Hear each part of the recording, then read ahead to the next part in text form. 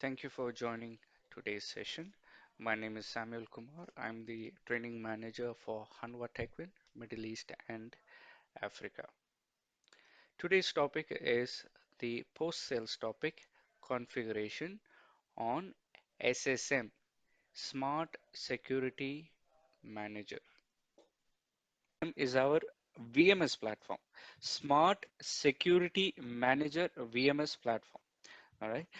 The full form of SSM is Smart Security Manager. Before it was called Samsung Security Manager. Now it was renamed to Smart Security Manager. All right. What happened? 2015, Hanwha acquired all of Samsung CCTV, and that's how it became Smart Security Manager. Hanwha acquired not only CCTV from Samsung, they acquired petrochemical division,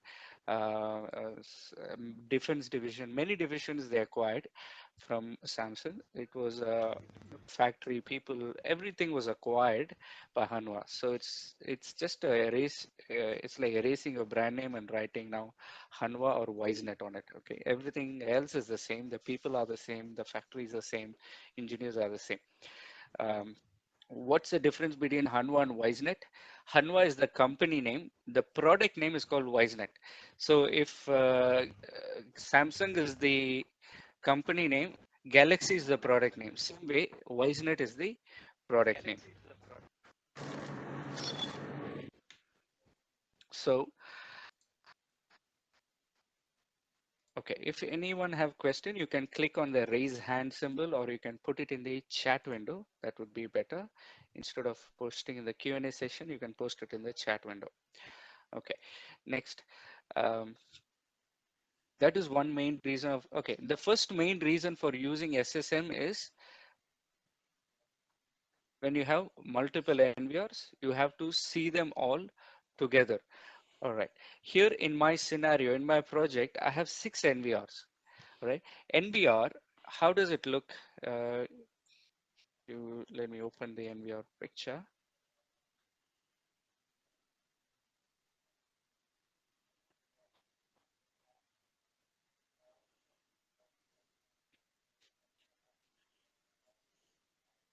Okay. So what you're seeing here, it's actually the below picture is the front side of NVR, back side picture of NVR is on the top side. Behind the NVR, you'll find that there is a video port, HDMI and VGA, right? This NVR supports 64 channel, all right? Now imagine this NVR, okay, if you have only one and you have to monitor it, there are two ways to monitor an NVR.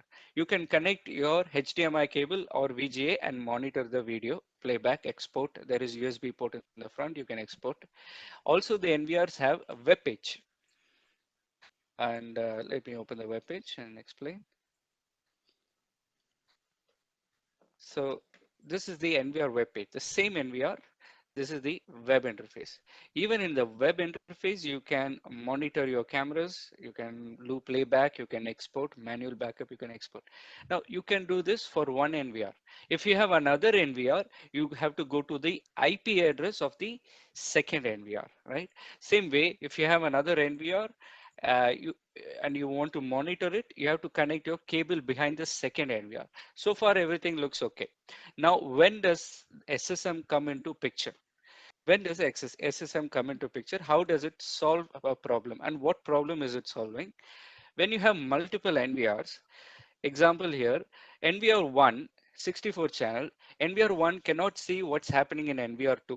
It is restricted, limited, right? Because NVR1 can only see what's happening in NVR1. It cannot see what's in NVR2. There is no such option available. NVR2 cannot see what's happening in NVR3. You cannot export a video of NVR3 from NVR2. So in a project, when you have more than one NVR, centralization is an issue, right? When anything that you have more than one, you want to centralize, okay?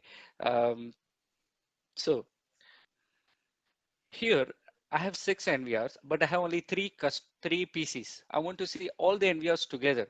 In that case, I will buy another PC, a workstation. I will install SSM on it, and then SSM will act like the middleman. SSM will act like the middleman. He will gather all the information of all the NVRs and send the data to client. So if the client is requesting or the client PC is requesting any live video playback, he will contact the main intermediate server called the SSM server and get the live video and playback. Got it? Now, the client PC, you can keep one, two, three, four, as many as you want. Okay. And the SSM, you need only one. Okay. For around 3,000 cameras connected to NVR, which we will see in the coming slide. But right now, just focus on this. You need one server, which is the intermediate, where all the NVRs will connect. The second part is the client. The client will receive all the data from the SSM server. Now, for some projects, if you don't have a budget for separate client, because maybe you have one NVR or you have two NVRs, right? Only two you have. What to do? In that case, you can install the client application in the same PC. You don't need a separate PC. You can install the client and the server application in the same PC. All right. Secondly, the operating system requirements for the server application, it's very flexible. You need not have server operating system 2016 or 12. You don't need that. It can even work with Windows 10. So the SSM is, you can say, it's a scalable application. You can use it for small projects. You can use it for enterprise projects also. You can use it for large scale. You can use it for multi-scale, multi-site projects.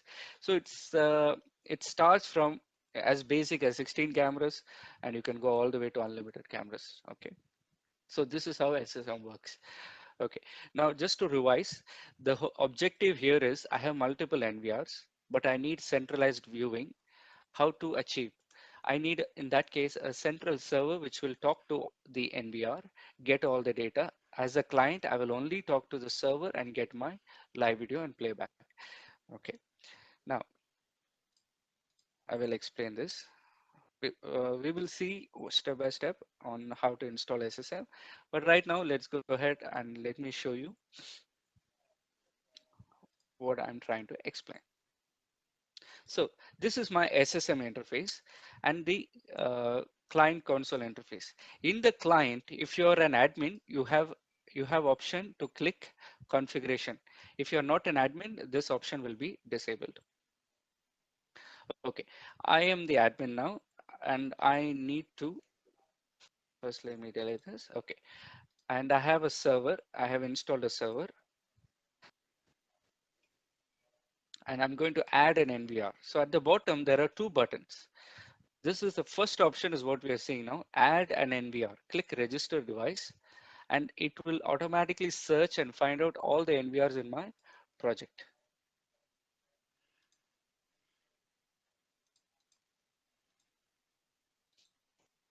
All right. So, I will come to those questions, Jahangir, no worries. Okay. So right now I am adding an NVR. Okay. So I have here NVR, this guy. I have one NVR here. I have one NVR here. I can add all the NVRs.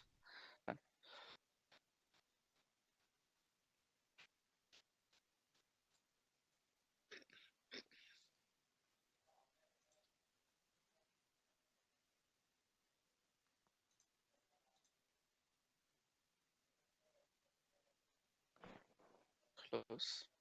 So if you notice, PRN, it's an NVR, I added, and whatever cameras are under PRN, it also got added.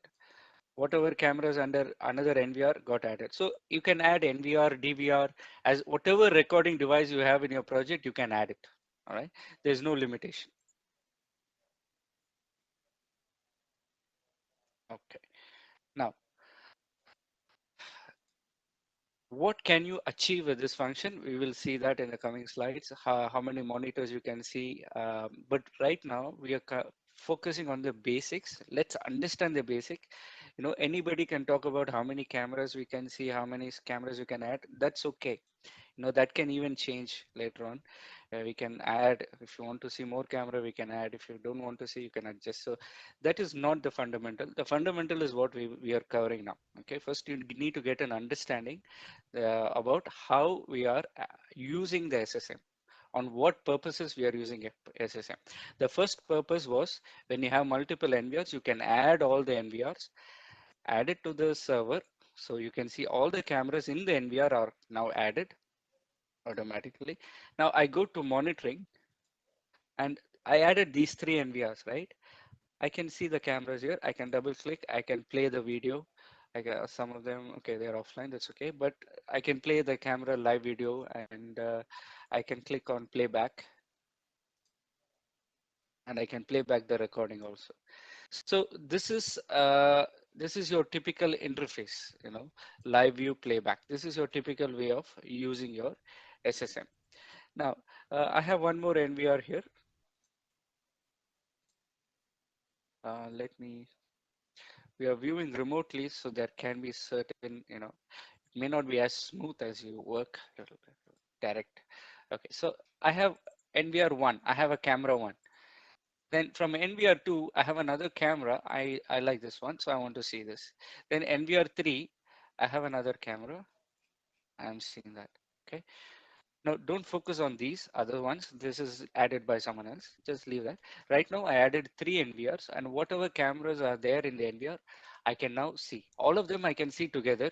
All of them I can play back together. So centrally, I can control multiple NVRs. That is the purpose of SSM. Now, the good thing here is when you have NVR purchased from Hanwha, the SSM interface is free to use. Okay, the license is free to download from our website. You have to enter your email address and download the license. We will see that in the coming section. Now, uh, the second part of using SSM is next. So I hope you're clear on this part. Because if you buy any recording device from Hanwha, right, then we don't charge any license for using SSM. You can have as many NVR as you need and you can view them. Now, if you're not able to unmute, just click raise hand button and I will unmute for you. Sometimes the WebEx is not allowing you to unmute because uh, if there is a lot of background noise. So look for this button, raise hand. Okay, just click on that. So I will get a beep and then I can unmute you and then you can ask any questions. If you can unmute yourself and ask, it's okay. All right, let's go ahead. Okay, now there is one more question in this particular scenario. What if server 1 fails? What if server 1 fails? What will happen? In that case, of course, your client, if the server 1 is disconnected, the client now cannot send video. He cannot request any video because here the communication is disconnected, so lost. In that case, there is an option, SSM, you can have one more standby server. If your project is requiring redundancy, if your project is requiring any kind of failover, you can have one more SSM server. And what happens when the first one fails, all the NVRs will now get transferred to the second server. So whatever NVRs were registered here will now get transferred here. All of them will now start communicating to the server, SSM server, when the first one is offline. So you can still connect to server 2 and do live view playback, whatever operation I was doing, you can do that. This whole system does not require you to pay for any license, but you still have to download the free license, instant download, immediately you can get it on your system and you can activate it immediately. I will show it to you as well. Next way of using SSM is when you don't have an NVR. Okay, when you don't have an NVR, but you are purchasing, you know, uh, Dell or EMC storage, NetApp storage, SAN storage. If you have a third party hardware for recording, what is third party? Anything that is not supplied by Hanwha. You are converting your laptop to a recording device. Maybe the customer says, okay, I don't like Hanwha brand for recording. I like the software. I will use my own I have a spare server. I will use my own spare server. I will install your software on it. So you can also use SSM in that method. In that method, what happens? SSM is now having two functions. What's the second function? In this primary, in this first setup, SSM is not recording. NVR is recording. SSM is only managing the database, getting the alarms, logs, username, logging in, sending the video, streaming the video, all that. But the actual recording data is still in the NVR. Okay. In setup number 2, when you don't have an NVR, in that case, you're asking the SSM server to also do the recording. So this particular server now has to do both managing the cameras as well as recording, R for recording and managing database. Okay, now two functions it is doing. All right. Now, where are you doing this two function? You're doing it on your own server. You're buying your own HP server, Dell server. In that case, we cannot give you free software, right? Because then what's the point? We are developing the software. You buy everything from outside. Okay, so it doesn't work like that. When you buy your own recording device, when you buy your own Windows server, Dell storage, Sans storage, HP storage, whatever you buy, anything Windows, Linux storage you buy, in that case, we charge you licenses for recording. We charge you per camera license in this case. If you are aware of Milestone, if you're aware of Genetech, Digifort, Accentsoft, same concept. If you are buying their software, because they are a software company, you are using their video management system, VMS software. If you're buying your own server and installing it, they will charge you for each camera one license. Same way, you can use SSM in that same concept, same features, all are same. You will get, um, I mean, you can use it in SSM as a recording platform as well as a management platform. So this is how you can also use SSM. Same way, failover also you can achieve. Failover, you need additional license in this method. Okay. Now, let me explain. Yes, our server, our SSM is approved by Sira. We have three versions already approved, 1.6, 2.6, I believe 2.5 is approved. So our VMS is approved by Sira. If you have NVR and DVR, just buy one PC, install SSM, connect to Sira system. Okay. All right. It will be listed in Sira website also. You can check under Hanwa. It will be listed. Okay. Now, as we just covered, I hope you remember. Now, one of you can tell me, explain. Let's say I will start from the bottom. Paras, are you online? Can you hear me? Yes, I am online. Great. Can you just summarize if a customer asks you or why you need SSM? Why should I buy SSM? And let's say I am the customer. I have around 10 NVRs in my project. What will I get by installing SSM?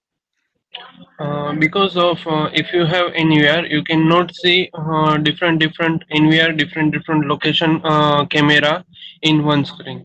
So if you require maybe your this project have a 10 entrance gate and you are covering maybe 5 Nvr for the one door.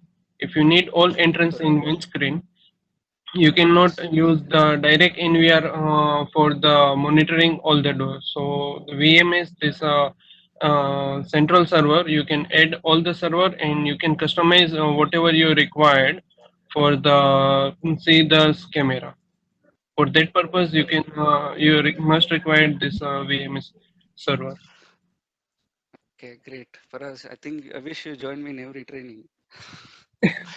So we can do it together. Okay, good. Thanks. Thank you, sir. Okay, all right. So, that's the right reason when you have multiple cameras and different NVRs and you want to centrally see them together, you need SSM VMS. And we did a quick demonstration. I showed you how that was, how we were able to see cameras from different NVR in one screen. Then the second option Mohammed Jahangir, can you give me an idea? What's the second one about? Centralizing the Yeah. Okay, I'll open the slide. that Yeah. centralize all the system. Okay. Voice was not very clear. Can you try once more time?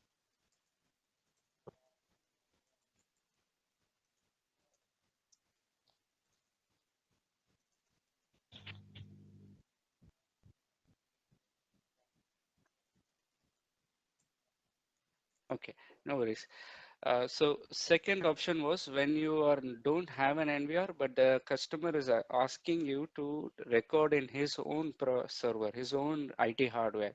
In that case, you can buy SSM software as a license.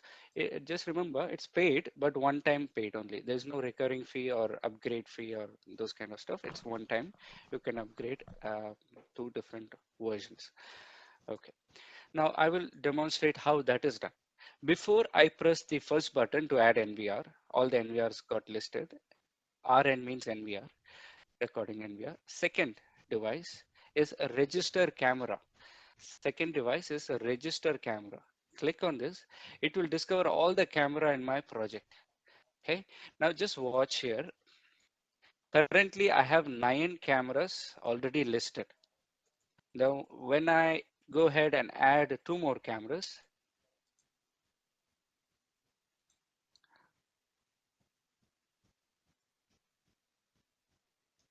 okay, so this, okay, only one got added. This one is need to be set. Okay, we will set that later on.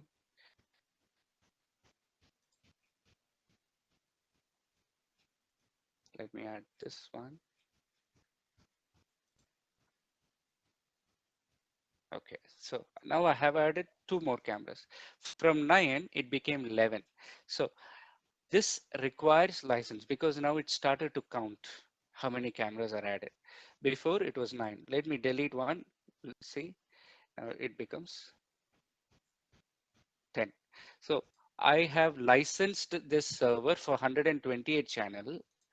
Now I can add 100 up to 128 cameras, and I can record. If you see the red color dot, it means it is recording in that server where I have D drive, E drive, F drive. It is recording here. Okay, so that's how it's. So you can add cameras directly and manage the recording. What's the resolution to record? How much is the recording? All that you can manage through SSM. Okay, so this is the second method. Okay, now having this two clarity is good. Now I'll just go through a few questions. How can we activate active failover server? Okay, I will cover that in the as we move forward. It's too early to cover, but if you okay, it's just a click of a button here. You have to just click and apply for both. That's all. Then what about NVR with different IP class? As long as you can communicate with that network, it is routed, you can easily add. You can add NVRs in different networks. So I have in a 3 dot range, I can add in 3 dot range. I have one in 1 dot range, I can add in 1 dot range. Your server IP, if okay, my server IP is here 1.20. My 1.20 can reach 3 4 different networks, then you can add. It's okay, no limitation. You can add NVRs in different IP range. Okay, can we add in different SSM? Yes, you can add. Yes, you can add. You can add NVR from different IP range possible. You can add manually. You can enter the IP address manually as well. You can add it. And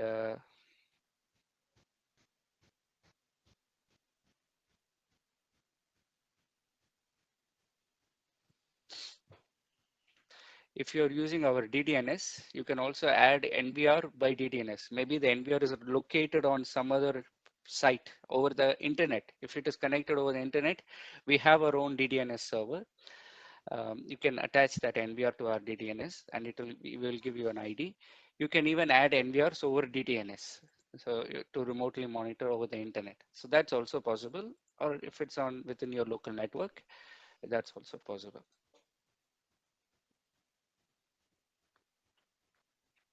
Okay. Now that we have got this arranged, now let's see what is the capacity. Okay, I will be sending the slides to you after I finish the training, so you don't have to worry about getting the slides. I will be sending the training slides to you, and I will be emailing you from WebEx access for remote lab, so you can practice after the training. Can we add any other camera intercom using OnWIF? Yeah, you can add cameras on the second one, manual. You can add, or you can search for OnWIF device,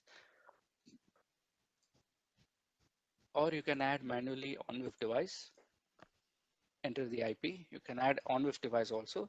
If the camera is not OnWIF, any video camera has RTSP protocol. You can directly receive the raw video footage, raw stream using the RTSP URL.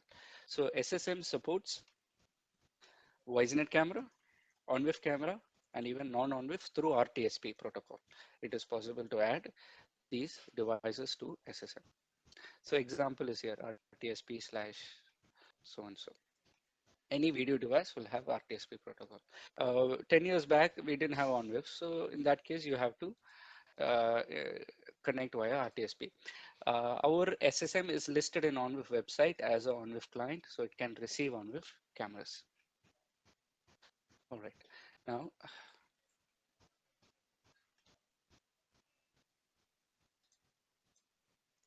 now let's open the workbook.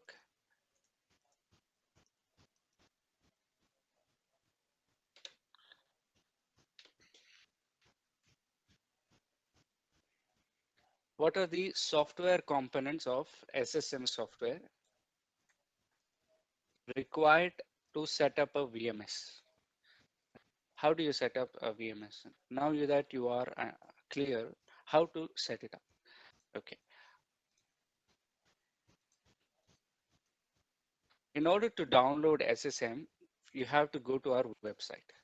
Our website, if you just type Nvr security in Google,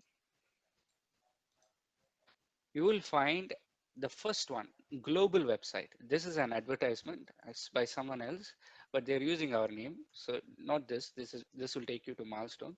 You have to go to Nvr global, nvr-security.com. This is our website. Click on this website.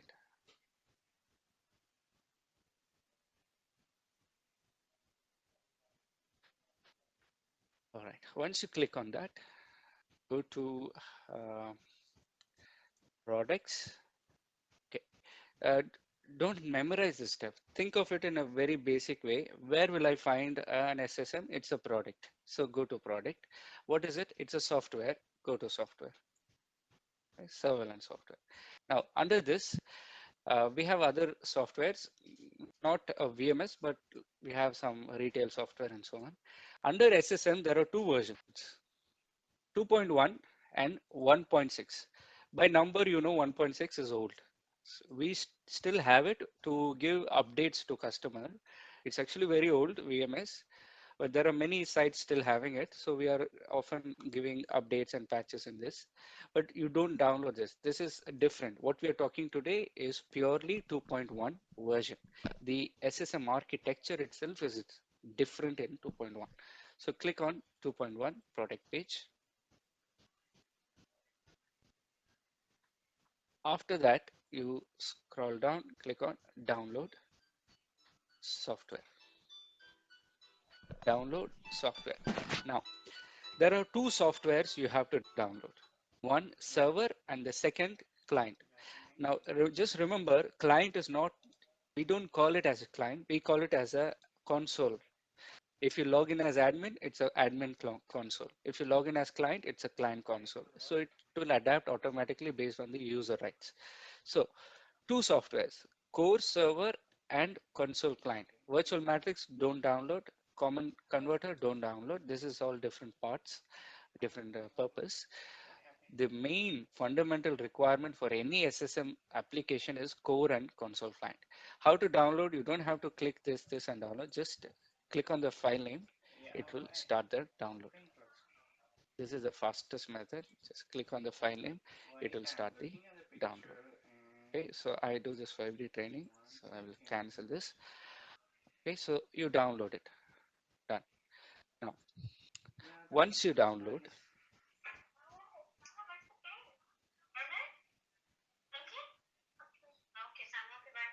and try to be in a bigger picture size. Okay, and shall matrix delete.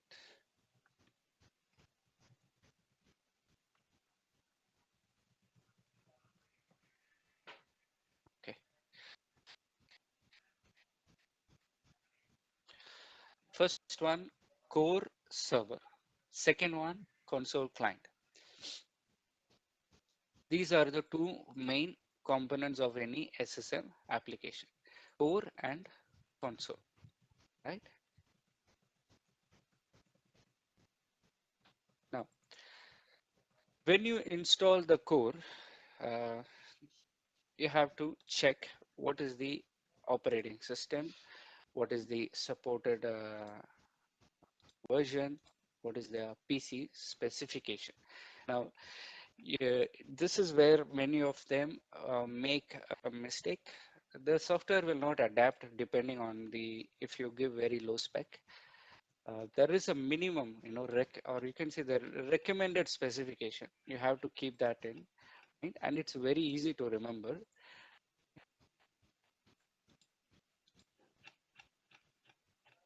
Let me open.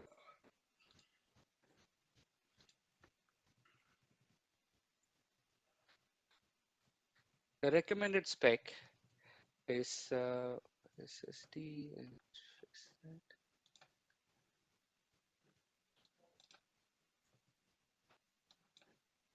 i7 16 GB RAM.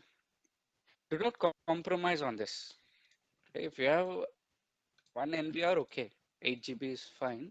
But if you one or two NVR is okay. But otherwise, i7 we require, A16 GB RAM we require for console, server, and client. Both of them same spec.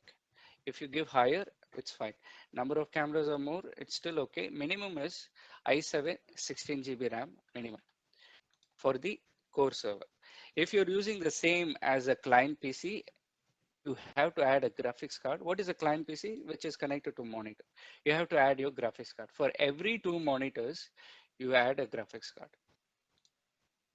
Okay, 2 GB. All right, let's keep it simple. If you have to install the server, let me disable pop-up.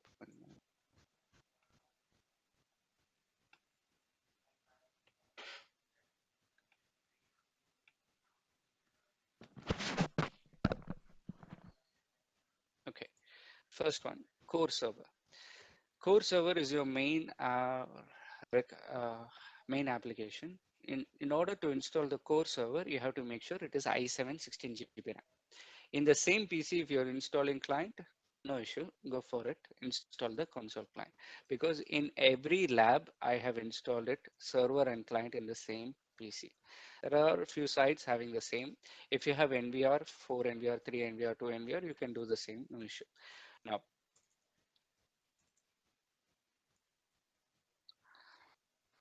let's say your project have more than one client PC. In that case, what will you do? You cannot, you need more PCs, right? Project has 10 monitors. You need multiple PCs. Project is having 5 operators. You need multiple PCs. So in that case, when you're buying additional PC, make sure the additional PC is also i7 16 GB RAM. Just because it's a client PC, every two monitor make 2 GB graphics card. One monitor, 1 GB graphics card. Actually, for one monitor, not required. For every two monitors, first two monitor, 2 GB graphics card. Four monitors, total 4 GB graphics card. Six monitors, not supported. We support maximum 4 only per PC. If you have 6 monitors, you have to buy 2 PC, one with 4 monitor, another with 2 monitors. So SSM console client, i7 16 GB RAM For every 2 monitors, 2 GB graphics card, and maximum 4 monitors you should restrict. I will tell you why. In SSM, there is an option to receive pop-up. You saw I was getting pop-up. You can tell the SSM where the pop-up should go. If you go to events, there is an option here called send pop-up to monitor 4, send pop-up to monitor 3. So you can address the monitor. That's why we support maximum 4 as per the software. This is what we recommend.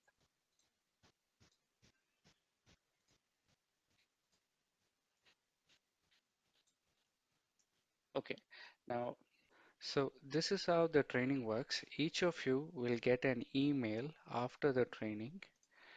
Um, the email will look like this.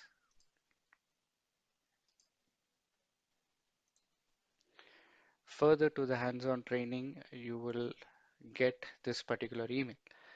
Okay, in this email, there will be a workbook link. When you click on the workbook link, it will take you to the workbook page where you will enter your details, your name and stuff. Okay, during this workbook, at some point, it will ask you what is your PC number, which means you should be remotely logged in for practicing the below questions. From here onwards, all these questions you need to remotely practice as if you are having a computer in front of you, as if you're attending a training with our cameras and everything in front of you. Okay, so how to access this PC? Again, in the same email, you'll find the guidelines saying you would have received an email from WebEx to join the hands-on lab. So basically, what you would get an email from me saying invitation to join the lab. And that particular invitation will have a link. So you can watch this video. In the video, you'll be able to get how to join the lab using that particular link. All right, so that is your lab PC. And when you connect to the lab, you can find the PC number as the wallpaper. That is your PC number. All right. So if you have any questions on how to access the lab, you can always get in touch with me and I will be able to assist you. So this is the video and this is the email. You are invited. This is the email, and to join, you have to click on this link. Okay. So feel free to join the lab and complete the workbook. Beyond this you can use the lab to complete the workbook. However, today I will be going through the workbook and demonstrating each and every feature.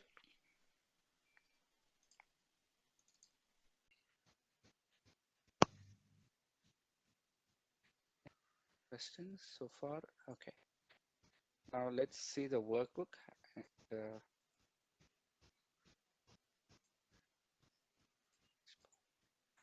okay. So here you can tick mark. What are the SSM software components? Two components are there: SSM core and SSM console client.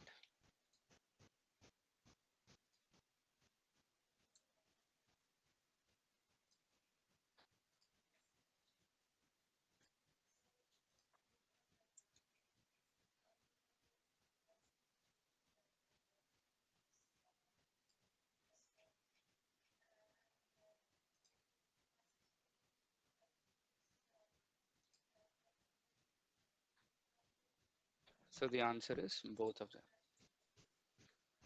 Two components, SSM core, SSM. These are the two things you need to download. Okay, next. Okay, just go to scroll down, go to this question below. What is the recommended spec for SSM core? i7, 16 GB RAM. I7 Uh, 16 GB RAM. Same with the console client, i7, 16 GB RAM. Because it have 4 monitor, need 2 GB graphics card 2 times. Now, we haven't covered the operating system. Let's see that now. SSM you can install, as I said, in Windows 10 or Windows Server, flexible. Client, of course, Windows 10. So when you have a small project, you can install in a workstation. When you have large project, you can buy a server operating system. Both are applicable. Only thing 64-bit.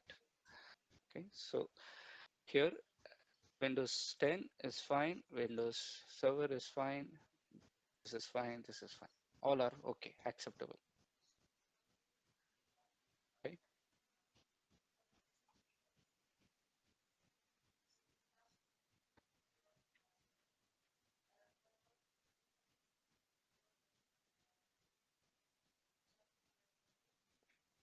all right. Okay, now before you install SSM, you have to prepare the PC.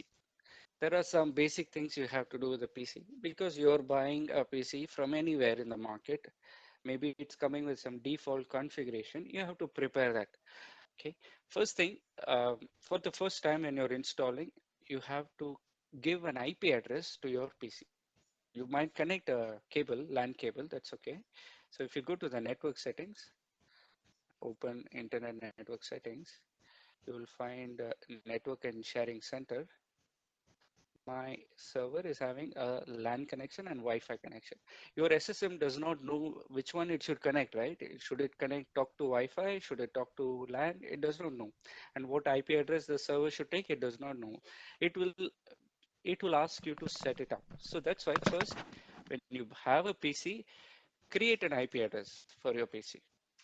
So I have created here 1.20.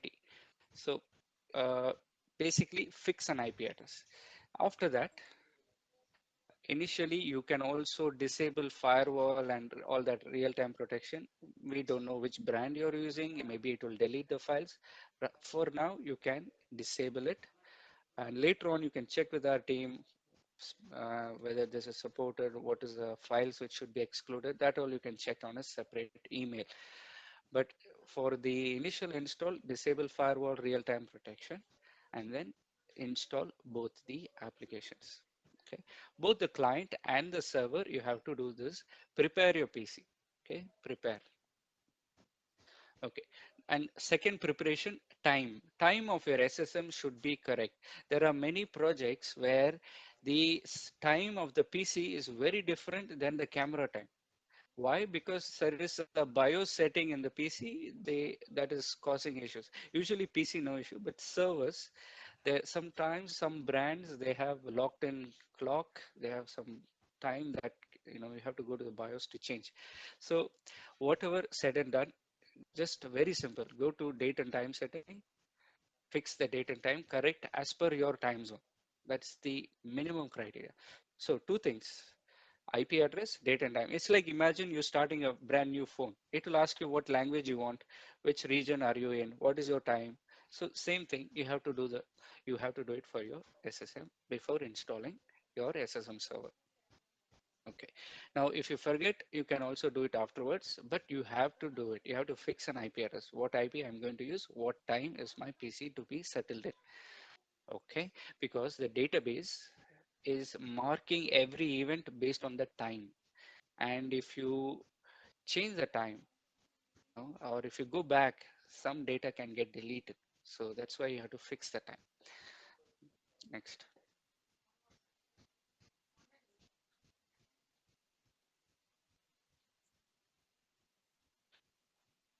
Okay, so what is a preliminary check? Disable firewall, disable real-time protection, check, check.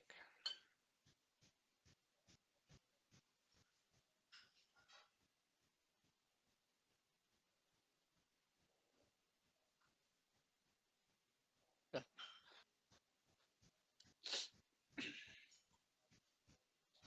All right. Now, again, this is also still under basics. Okay, we are still in the basics because uh, these are the steps which can reduce most of the headaches, unnecessary, you know, unforeseen mistakes they call it. So these all fall under that. Okay, next. Okay, now we are going to install SSM. Okay, how to install SSM? Very simple, right? You just open the file and you can unzip or keep it as it is. It's okay, it's fine. And double click and click next, next, next, next. You don't need to buy any database license. You don't need to buy any SQL license.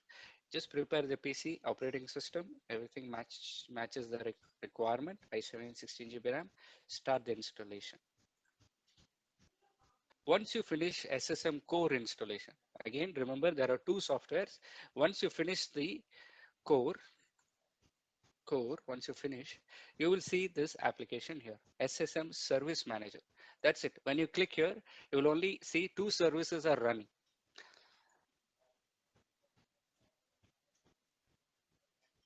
Service 1, database system manager. Service 2, media server. Media means something to do with video. This is the service that is transmitting live video from the NVR, from the camera to the client. This is the service transmitting to your mobile client or PC client. Playback. So responsible for live video and recording playback, media server. Responsible for database, logging in user details, system manager. These two services are started to run.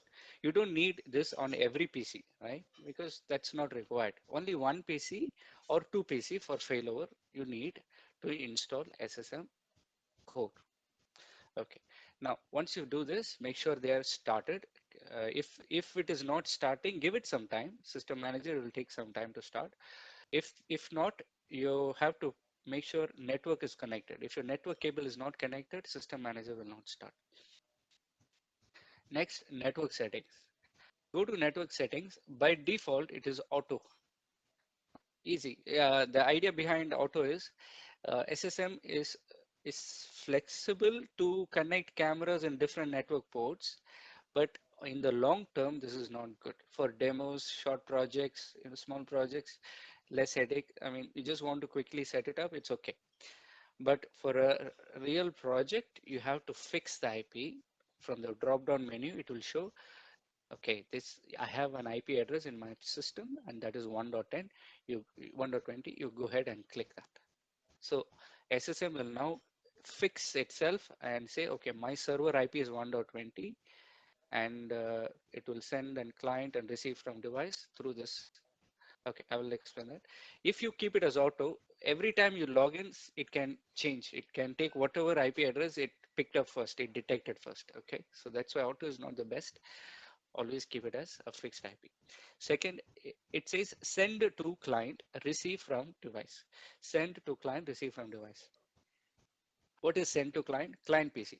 SSM server is sending to the client PC all the live video playback. So if you see here, the SSM server is sending to the client, right? Through which port? IP network port, the first port, send to client. Receive from device. SSM is receiving from the NVR. Okay, so that is called receive from device. If it is only cameras, so it is receiving from cameras. So you can say recording traffic is received from device. If you want, you can split it. You can say, okay, I have two network port. I will use one port for camera recording or receiving from NVR. You can have a completely different network for the client. Maybe they don't even have to be routed. Client can be on a different network altogether. So both are available. Okay, so you can split the network if you require, and the number of which ports we are using, all the data is listed here. If you want to do any kind of port forwarding or unblock certain ports, the port numbers are mentioned here. You can customize that also. If you want to change to a different port, it is possible. Version number of SSM will be mentioned here. That's it. SSM, when you install the core, you cannot do anything else. You cannot add NVR, you cannot delete NVR, you cannot change the layout, cannot be done. Everything is done through console. So next step is to install console. Console unlimited, there's no license required. You can install as many times as you need. Okay, so it's already running.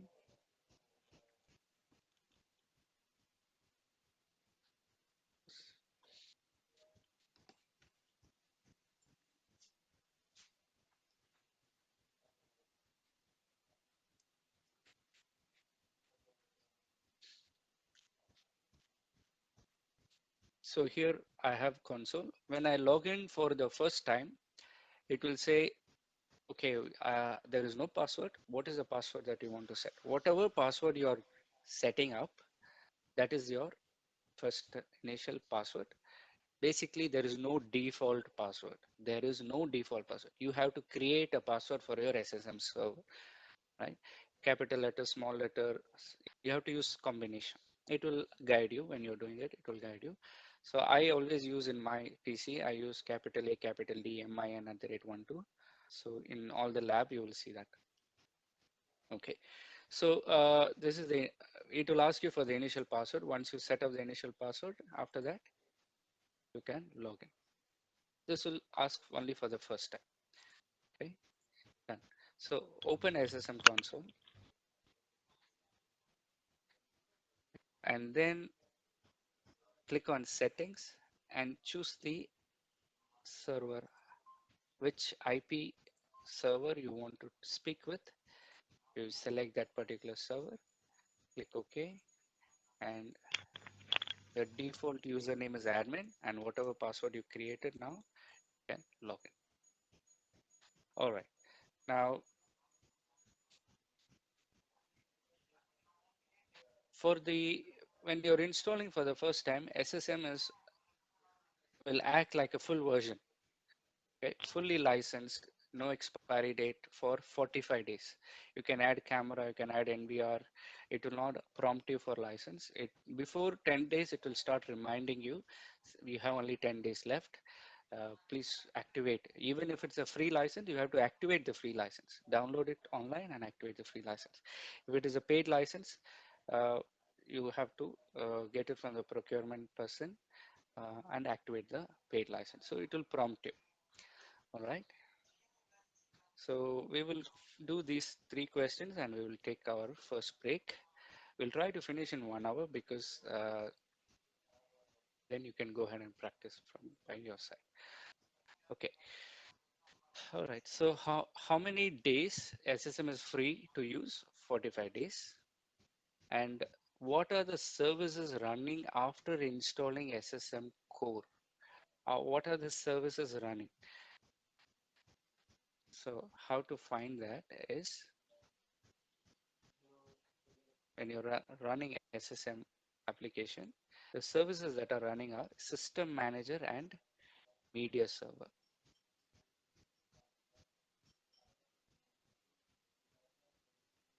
So I'm going to go through this. You can do this exercise after the class. You can practice it because I will give you remote access, and then you can also the recording of the training, and you can practice it. And any questions you can reach by email or you can have a call. So these two. Now, is it okay to install SSM console to the same PC as the main core? Yes, for small projects, you can use it. That's why core and console, you can install even in Windows 10. You don't need Windows Server. So it is possible. Okay, check the network settings of the core server to see the NIC setting. What are the two settings available? Receive from device. Receive from device. Okay, when you open SSM, when you install SSM, SSM has a network setting option. In the network setting, you can dedicate a network port for receiving the traffic from the NVR and camera.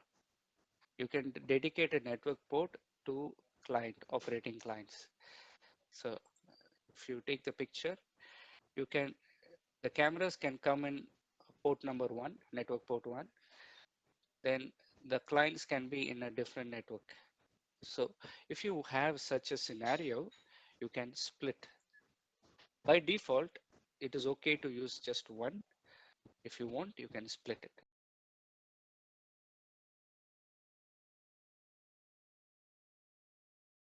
So there are SSM supports to split the network communication between client and cameras or NVRs. So that's the idea. What is the current setting? This you have to take it when you're practicing, but you can, uh, by default, network port 1, when the service manager, network port 1 is set to receive from the camera and also send to client. So all the traffic is routed through network port 1.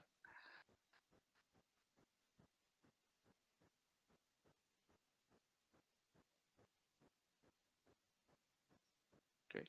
Next.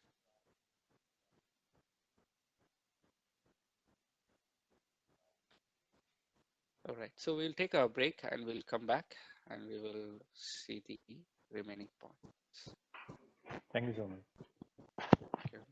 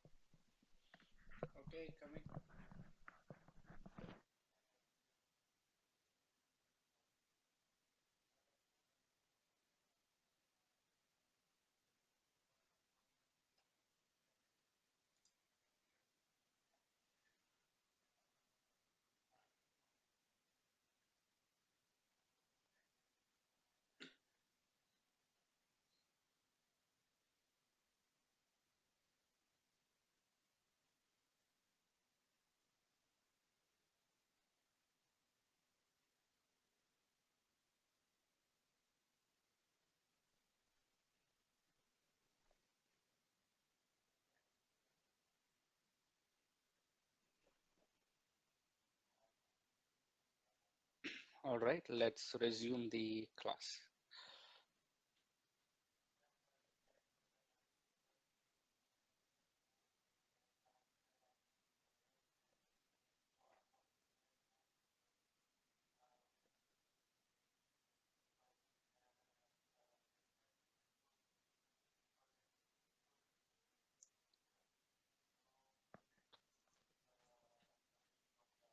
This part, I hope you have completed here. What are the two network settings? Receive. Okay. Now, SSM. SSM is free to use with if you have NVRs for recording. Now we will just show it by proof. Go to configuration. Okay.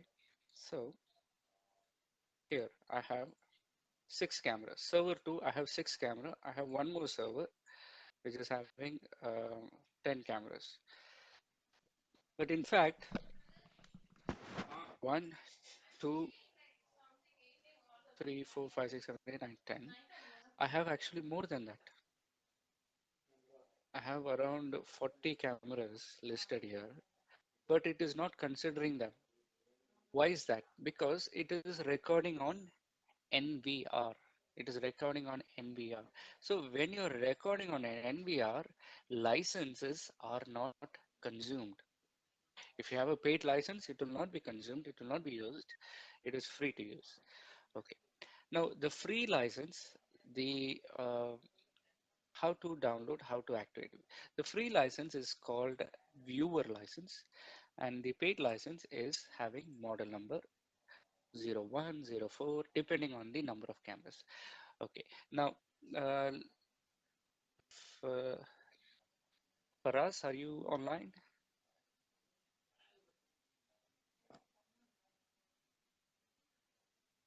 Nisia, are you online? Mail എനിക്ക് വന്നിട്ടില്ല. Okay, Nisia, are you online? ഇല്ല, mail എനിക്ക് receive ആയിട്ടില്ല. Okay, I think they're okay. All right, no worries. So let me explain here what's the idea behind licensing and why you need free license. When you have NVR and DVR, download the free license. When you are using normal cameras with HP server, Dell server, look for the paid license, or when you're using your own server device. Now, if you don't want NVR and you don't want to buy the server from outside, we have an option also. We also sell servers. We call it PRP servers. You will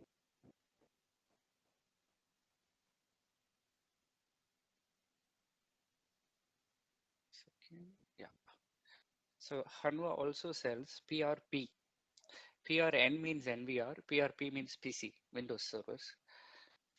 Voice is low. Okay. Yeah, I'll fix that. So Hanwha also sells its own Windows-based server. If your customer says, I need recording, but I need Windows-based recording solution, you can uninstall the software, install someone else. That's okay. So if you want that kind of flexibility, or if you want basically a Windows-based recording server, then if he doesn't want the typical NVR, Then Hanwha also provides a PRP device, which is a server with pre-installed SSM. It's nothing different. We get the server and we install SSM and we ship it to you. You can make your own server and install. It's the same thing. We just pre-install and give it to you and pre-license it. It is pre-licensed for 128 channel. Okay, if you buy your own server, you have to license it. So both options are available. If you want to buy all from one source, you can do that, or you can make your own server. Okay. Now, when you are using this application, that's when you have license concept.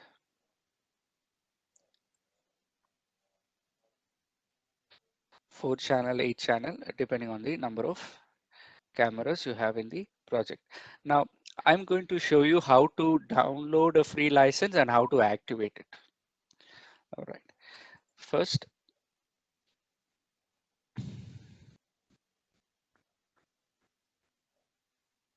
go to our website. Under data center, you'll find license, 2.1 license. Then scroll down, you'll find viewer license request. Under data center 2.1 license, viewer license request. So enter the details. Enter.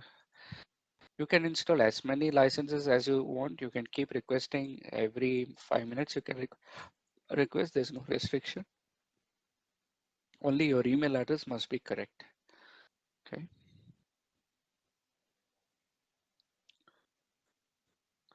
All right. My license is submitted, and within 2 seconds, I will receive the email with the license key.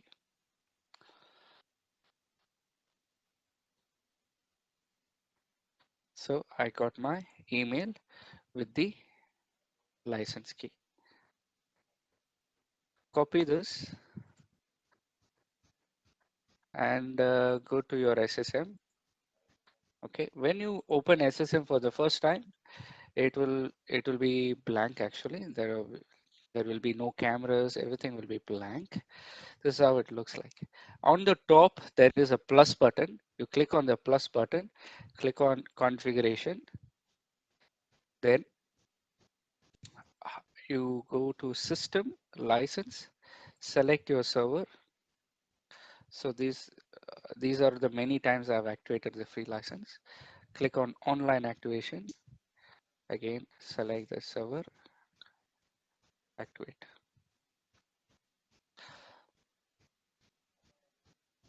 Successful. Give it 3 to 5 seconds and then you can activate the license.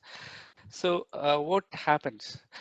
If you didn't activate, you will see an expiry date. Let me show here. You will see an expiry date. Once you activate it, the expiry date will be dash or normal. So it will change. So once you activate, there will be no expiry date. This is how you know your server is activated, and you will get an email saying your server has been activated. Okay, so all right. So when you have a server for the first time, you install SSM, install the client console, then open the console, activate your free license. That's it, or activate your paid license. You have to do it within 45 days. Okay, and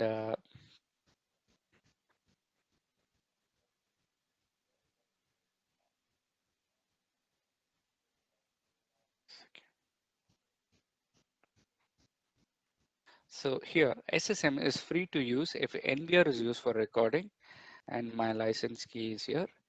Is my SSM successfully licensed? Yes.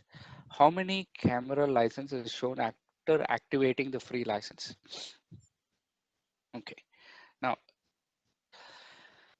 um, this part is okay. Free license. Free license is used when you're buying an NVR, right? When you're buying NVR, you're using free license. Now, we offer one more benefit with the free license. Actually speaking, we give you uh, additional 16 channels free. So let me open one and show this.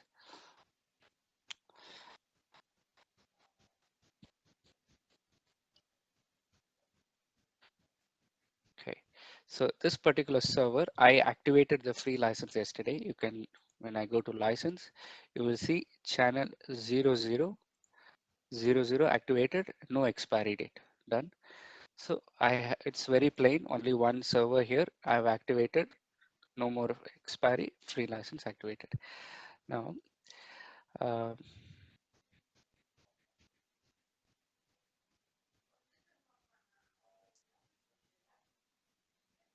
okay. Now, when you go to registration, let me show you how to add the camera. So once you've activated, once you logged in, check how to open this setting. This is the basic view. Click on plus, click on configuration. All right, click on configuration. You will see your server. Everything is okay so far. Make sure your IP address is correct.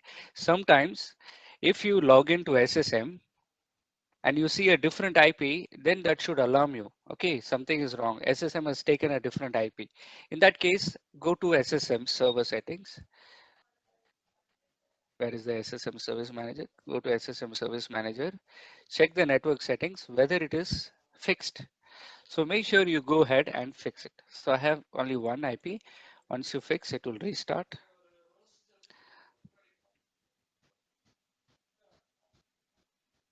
And that's it. It will disconnect for some time and then it will log in again.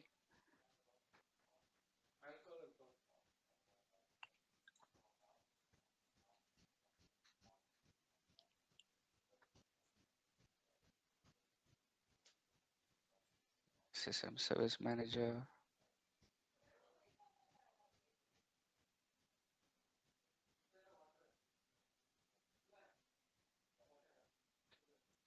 Service status is still, I'm still waiting for it to start. So once it starts, only then I can log in. Otherwise I will be logged out. So SSM service manager, you have to wait for it to start.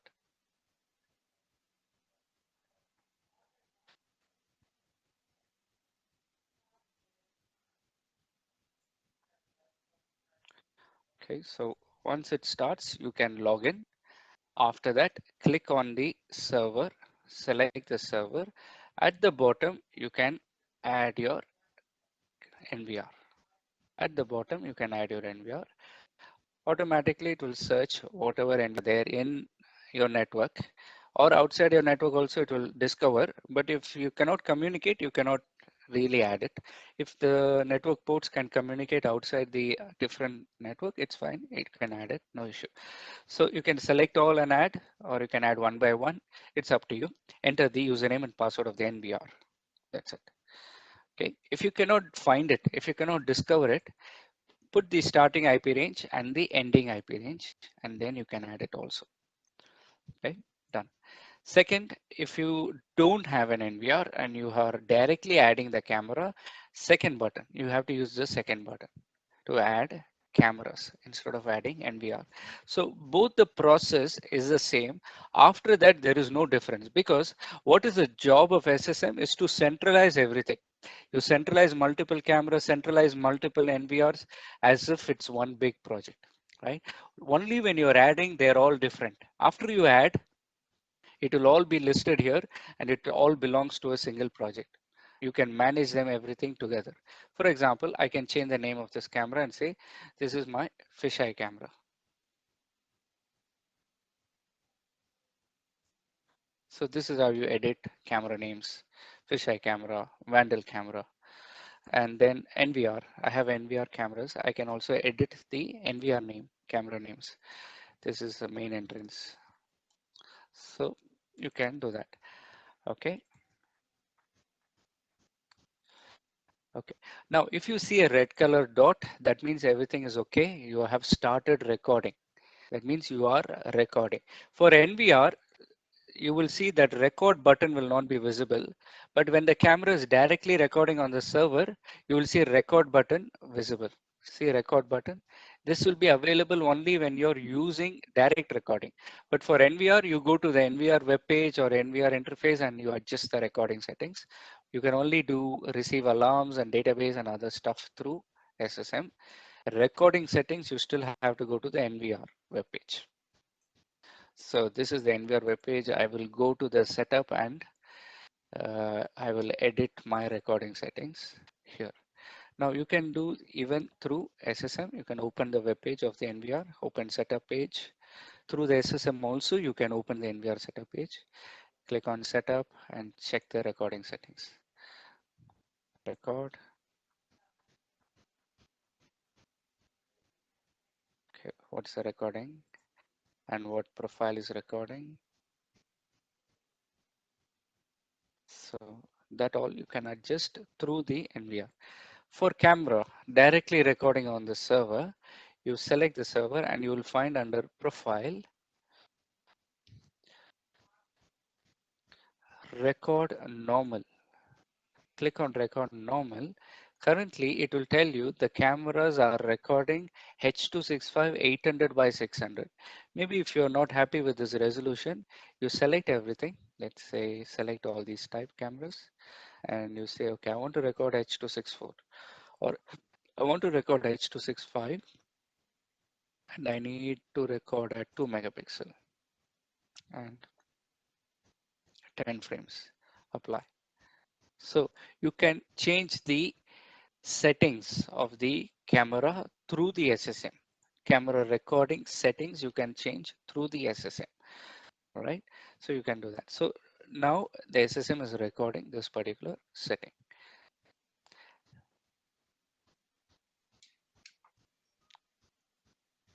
Okay.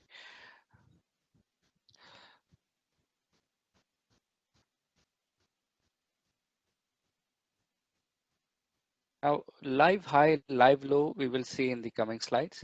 Second thing, where it is recording, we will see in the coming section. Now, this free license, when you activate the free license, we also allow um, additional 16, spare.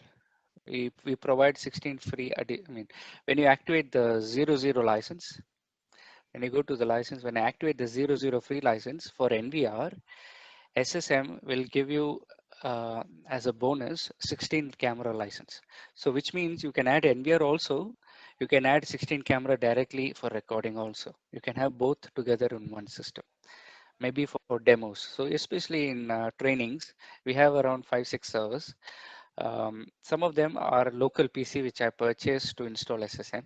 I didn't have to buy license. I will use the free license. I can add up to 16 cameras using the free license. So here I go and I'm going to add my cameras. I can add up to 16 cameras using free license.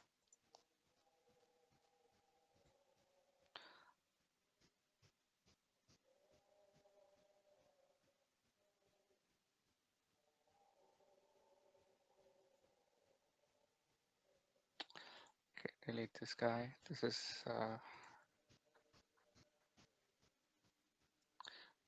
so let's say now I have added 2 camera, it used 2 license. I'm going to add one more NVR. Now watch this.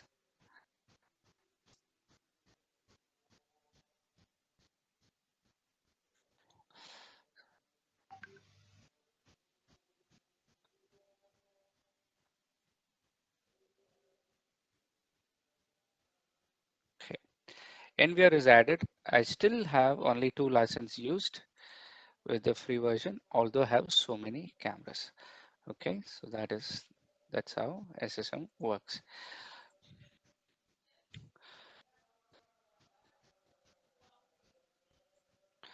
So how many licenses are shown after activating the free license? So you can add unlimited NVRs, that's okay. You can add also 16 free cameras.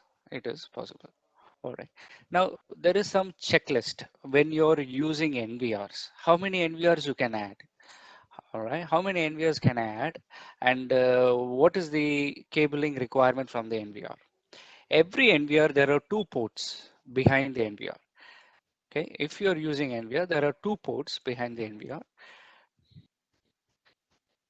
You see here, some of them have 4, but minimum you will have 2 ports, port 1, port 2. You have to connect both the ports if ever you are going to use SSM. Don't use just one port, use 2 ports because you have to send the traffic to the SSM, right? NVR has to also record, has to also send the traffic to the SSM. So in if you're using SSM, we recommend that you use port 1 and port 2 or port 3, whichever is available in your NVR. Okay, so that port is called viewer port. So we're going to see that how it looks in the case of NVR. Okay, let me remove this guy.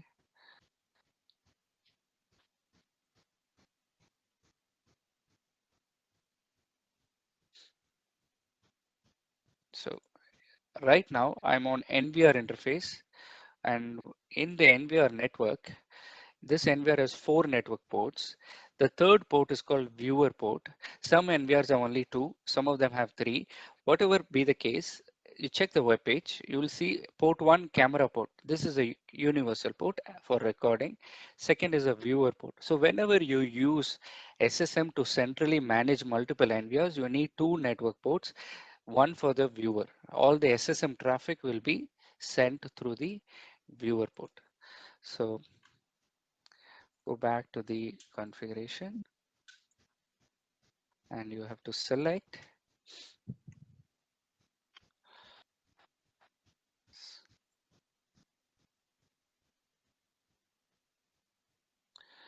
viewer port and camera port. If okay, in the server only one port is okay. You can use only one. So here I have in my server, I need only one port. That's okay. Client port is optional, but when you have NVR is you need 2 ports for the best performance. For the SSM, if you have more clients, if you, for example, okay, if you have 2, 3 clients, it's okay. If you are going to exceed the throughput limit of 1 gig, if you have too many clients, like 10 clients, in that case, we recommend that you use, as you split the network, you make it as separate. Okay. And we are going to come to that numbering as we speak now.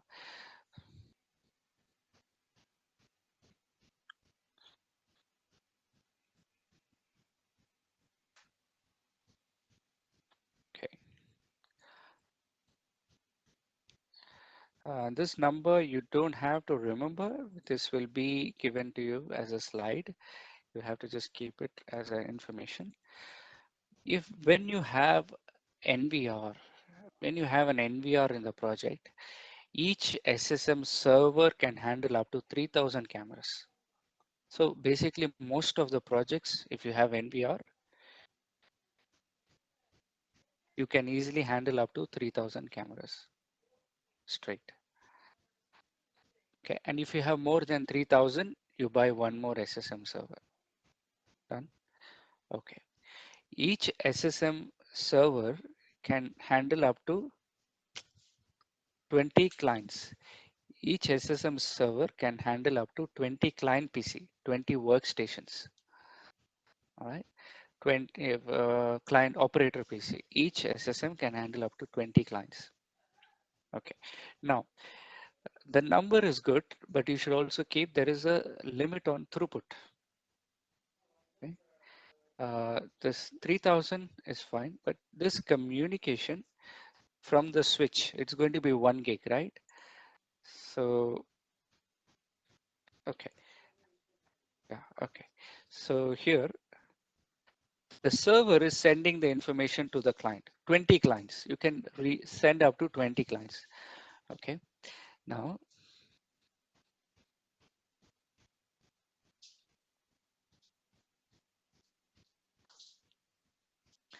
now the bandwidth output from the server, because the server is restreaming the data, the maximum bandwidth we recommend is not to exceed 400 Mbps for client. So what happens if you have more? Add one more client. That's why 20 clients. Sorry, add one more server. Okay. So each server, if I have around 50 NVRs, for sure these kind of projects will have around 10 clients minimum with 4 monitors each. So total 40 monitors.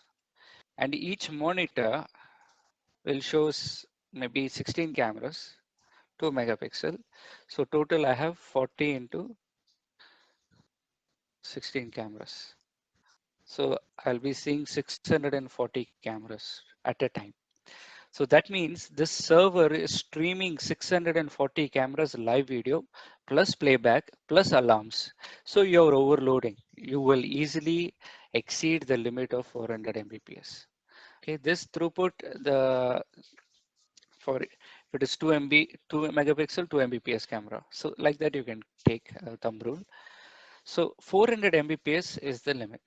So roughly speaking, 500 cameras, it is okay. But if you have 4K camera, 5 megapixel camera, then this throughput limit will easily exceed. Okay. So in that case, you need more than one server for the client PC. So client 1 to 5 will talk to server 1, client 5 to 10 will talk to server 2. Now, this is difficult to remember now. The only thing that you have to keep in mind is when you have too many clients, do not blindly go with one server. There was a project where they have 15,000 camera actually. They have around 3,000 plus NVRs, but they put only one server. So that someone designed it, but they did not do the right design. Now, one server, imagine 15,000 cameras. Is it even, first of all, you cannot add. So that design is wrong. Secondly, they have 10 clients and they want to see so many cameras. So it is not possible. Like anything that is telling you practically there is a question mark, you have to check. That is true. If I mean, what intuition you get is true. So then go back to the guideline and check. Okay, or you can ask our team and say, okay, can I connect 10 clients? I have each 4 monitors, 40 monitors, but I have only one server. So it doesn't make sense, right? You will, if you're going to reach 400 Mbps, this server will not stream because this is only for streaming and you have only one cat 6. In that case, streaming 400 Mbps, then playback. If you're doing recording playback, that means it has to download the video from the NVR again. That is different Mbps, that is 150 Mbps. So you should not exceed that limit. That's why we have this checklist for a best performance. Now any site that follows this architecture, you will not have any kind of concern. Okay. Now, the SSM will try to show the video, what irrespective of the bandwidth, it will try to show. So some sites don't even notice it. Even if they exceed, it will balance. There are many ways we balance this. The first way that we balance the 400 Mbps, I will show you. This is called dynamic switching of resolution. So in my SSM, when I see the camera in full screen, right click, camera property, 4K.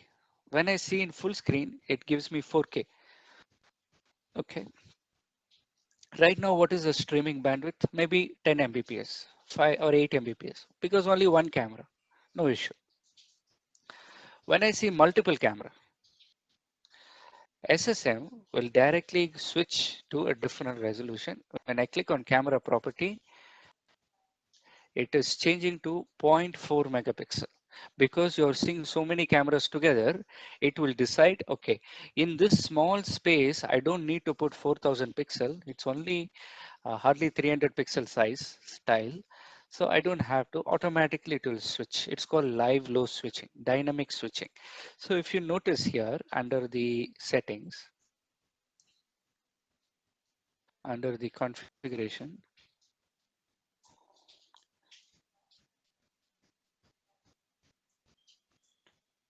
camera, server, live high will always be the highest resolution. When you see one camera at a time, two camera, three camera, four camera at a time, it will give full resolution.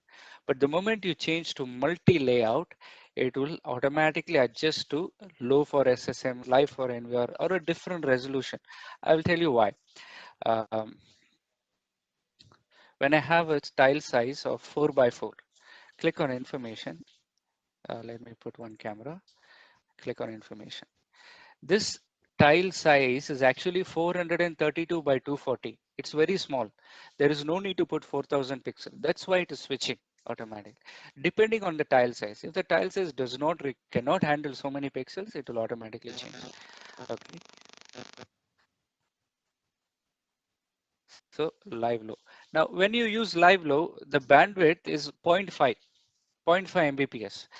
So if your project, again back to here, before I mentioned that it is 400 Mbps, 400 Mbps. But if you're seeing in 5 by 5 or 25 camera layout, each camera will take 0.5 Mbps. So it is automatically adjusting. So in this case, you can see roughly 400 by 0.5, around 800 cameras you can see from one server.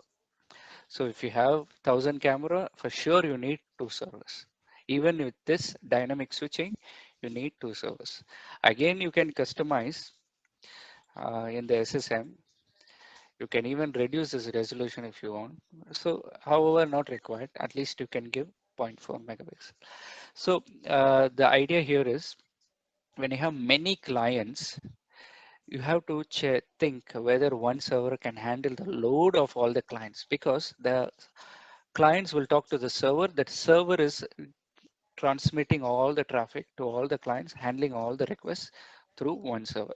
So, and when you decide one server is not enough, what you can do, click here and say, okay, I want to add one more server. Prepare the server, install SSM core on it. Don't install client, just core, install and add the second server. Oh, sorry, you have to install the client also, set up an initial password.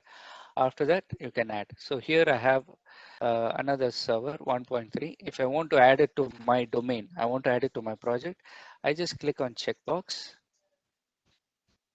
click admin, enter the password of that server, apply. So now I'm going to add one more server to my site. So whatever, okay. Once I add it to my site, okay, sorry, this is not adding. It's okay because it is not licensed. Okay.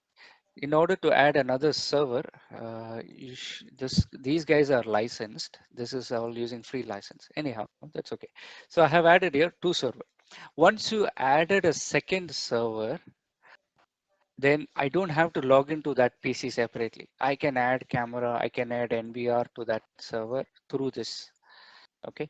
When I log into server 2, I can see camera from server 1. When I log into server 1, I can see camera from server 2. Now, how is this possible? So I'll log out. Just remember, I have two servers, 1.4 and 1.20. Log out. I'm going to log in to server number 2, and you will still see all the cameras.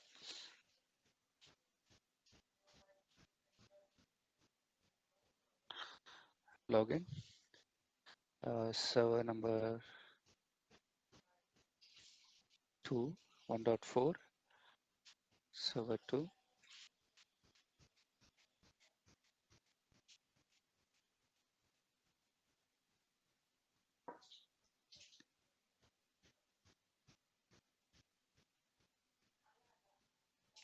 So this feature is called clustering. No license is required actually. When you do clustering, you can add as many servers as you want.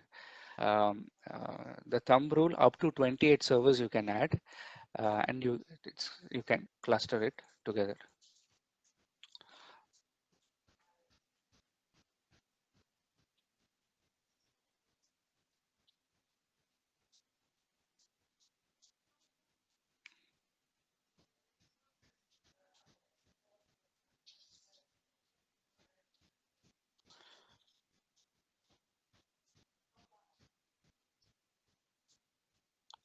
Okay, go to monitoring, go to configuration. So I've logged into another server. Now I will show you from the configuration.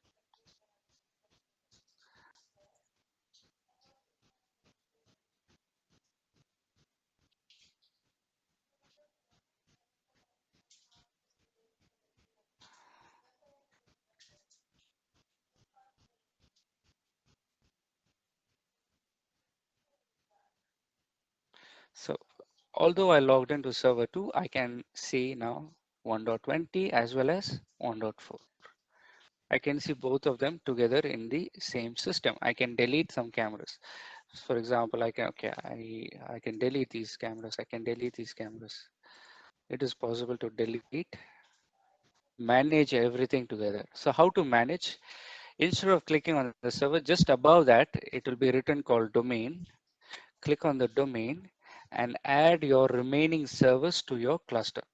Make sure all of them are having um, same version of SSM. That is one. You should not have different version. You should all have same version. Second thing, um, if you have paid licenses, you should always cluster all the paid ones. If you have free, you can cluster all the free ones, but you cannot do mix, okay, of free and paid because it cannot work that way. So a free license, you cannot cluster with a paid license. Okay, so these two are paid license. These are all free license. All right, so now we will just go through the remaining steps and how to create layout, how to do mapping, how to do other things, basically alarm events and so on. And that's the basics of SSM. Okay, now, okay, first thing, how to do camera naming. Once you install SSM, once you add it, when you have multiple servers, once you cluster it, if you have more than 3,000 cameras, if you have too many clients, you need one more server to add. So cluster it.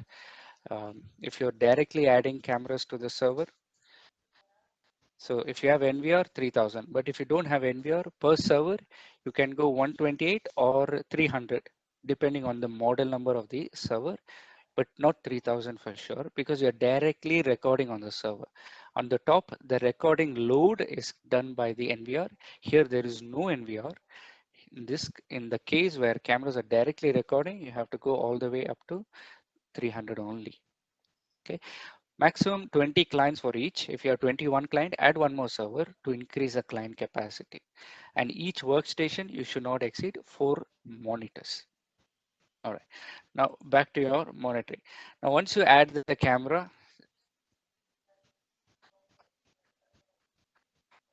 the basic operation is, okay, let's say I want to see these cameras, select all, double click or drag and drop.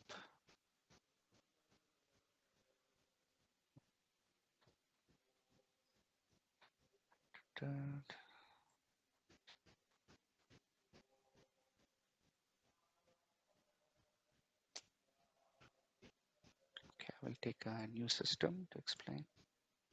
All right, so I am going to add here one camera and one NVR. Let me add this guy.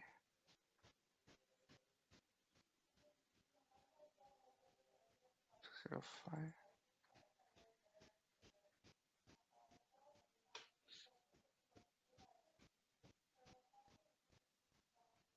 Okay, done. So camera added, NVR added. Brand new site, monitoring blank. From the left side, drag and drop cameras. You can see camera twice if you like. If you want to see the same camera twice, you can do that. Why? Sometimes some customers want to zoom in this camera towards the door. One can be a zoomed in view, the other can be a zoomed out view. So that's why they will add the same camera twice. It is possible. How to do playback? At the bottom, there is a playback button. How to export? There is a export CD button at the bottom right. Just focus on these points. This is the actual operation of SSM. Okay, CD button. You see the CD button? Click on the CD button. Export video. Select your cameras. What is the timeline? You can manually change, or you can just drag and drop from here to here. Export in AVI or security format. Security format, you can insert password. Estimated capacity, export. That's it. So you can export either in AVI or security. We will give you a security player when you're exporting. It's a proprietary format, or if you use AVI, you can use any video player. That's it. So this is how you do standard live view playback. How to create layouts. This is the layout button. You can choose 5x5. You can choose up to 132. Because we can dynamically switch resolution, you can see this many cameras per workstation. You can see this many cameras. Okay. Now we will see how to do sequencing and other things. Sometimes some customer, they want to create a custom layout. You can also create a customized layout. You can see I need a 9x4, and then I merge some. You can make your own layout if you like. You can give it a name, ABC, and then pull that out. So you can customize. Now this is done. Now you're viewing everything. Everything is okay. If you want to save it, you can save it as a layout. We will see that. Go to configuration, design, layout,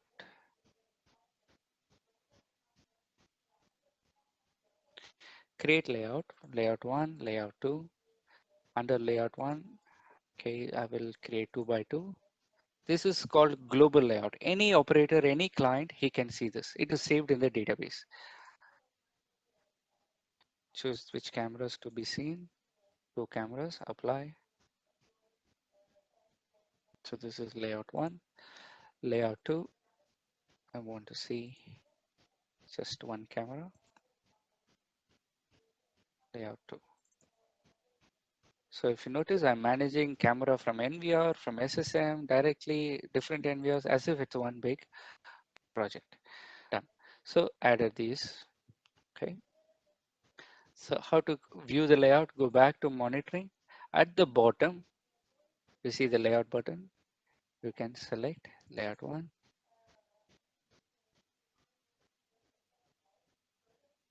Then you can click here to see layout 2. Okay. If you want to sequence, click on sequence plus, give a name for my sequence. All cameras. How many layouts you want to sequence? 2. So twice, click on plus. First sequence will be layout 1. Second sequence will be just click on this, double click, change to layout 2. So first it will show layout 1. Then after 10 seconds, it will switch to layout 2. Let me double select.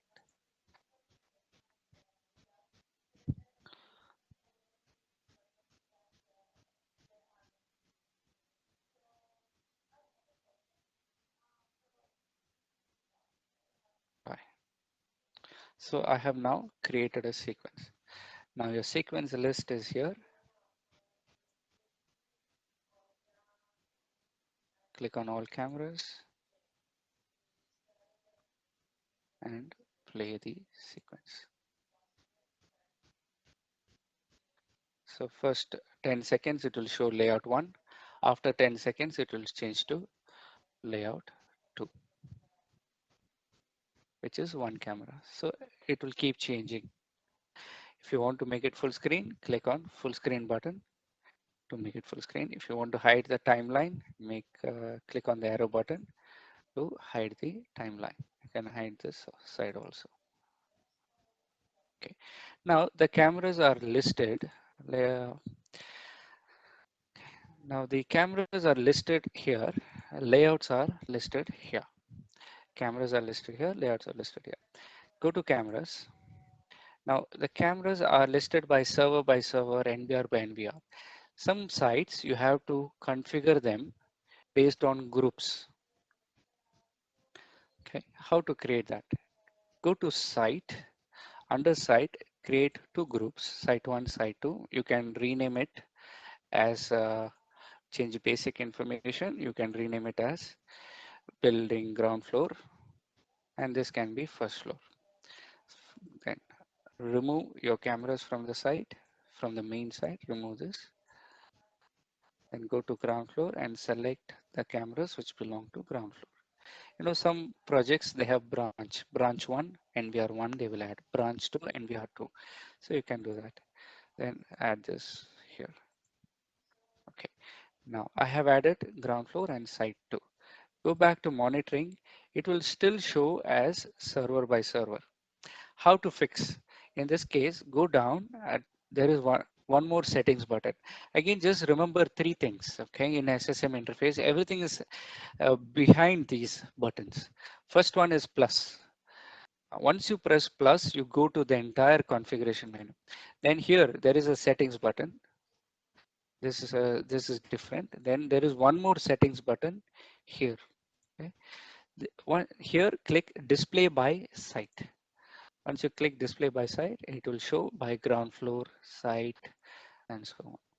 So if you don't want to see by site, you want to see by server by server. If you want to know which camera belongs to which server, click here, show by device. So it all belongs to server 1.247. Okay. Next, how to do mapping. It's very simple. Again, it's basic, right? So all this you can even learn by yourself, basically. Not much guidance is required, but it's like, okay, an initial, if someone is doing, you will get an idea. So click on map. How to upload map? There are so many buttons. This can be confusing, this one or this one or this one. So always adding is here. Then you see a plus button here also. There is one here, one there. Don't can be confusing. Just put your mouse over. It says setup map image. Okay, click and open any picture. And we open from the desktop under tasks. Okay, okay, let me just put some picture for now.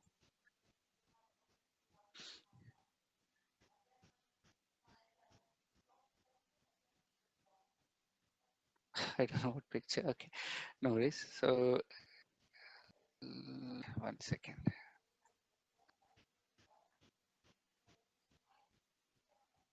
This maps here. Just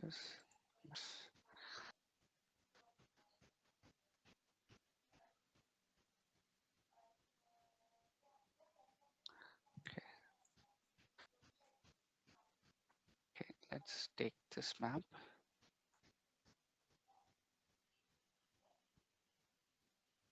All right, now how to drag and drop camera. Select arrow, look for the camera which belongs to ground floor, drag and drop. Okay, then hold the green color button and rotate. You will find the direction. Just fix on it. Zoom out if you want.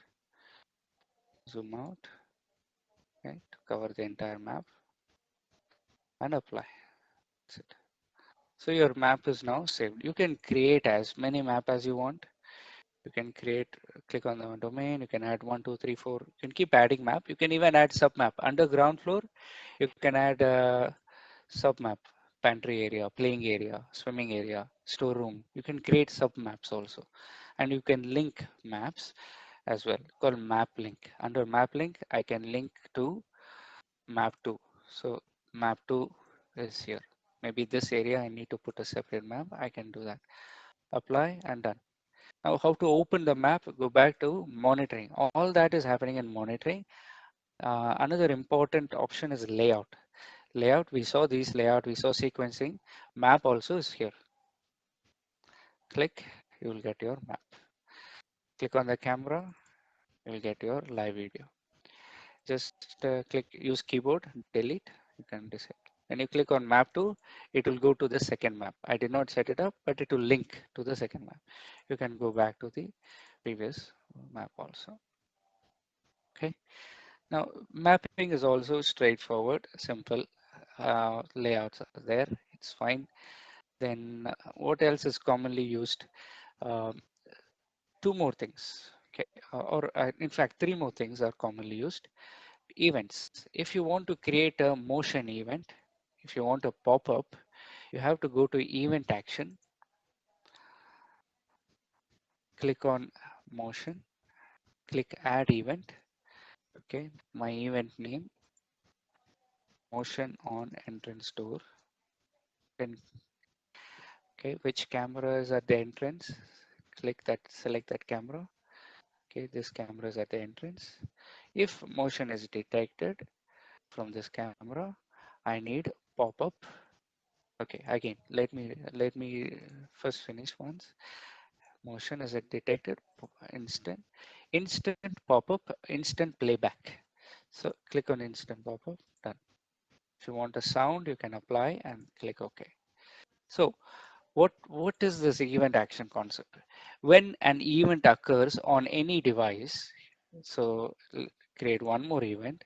Let's say what is the event? If then, if this camera motion detected, or if the server got disconnected, power issue, or if you have access control integration, if the access is granted, denied.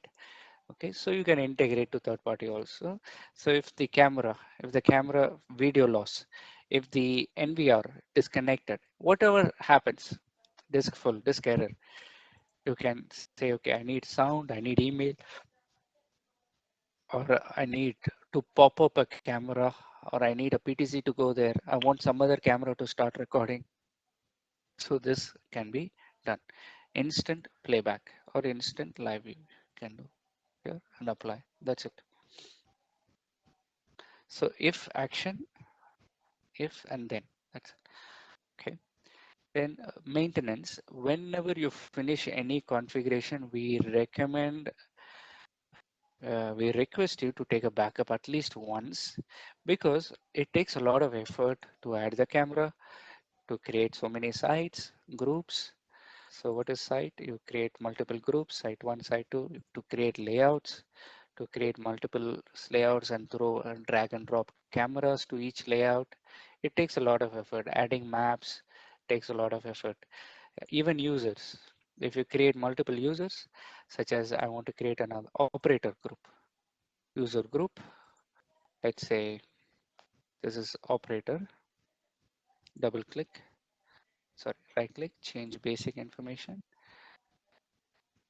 operator user group. If I create user group and they cannot see configuration, they can only see live video of all the cameras,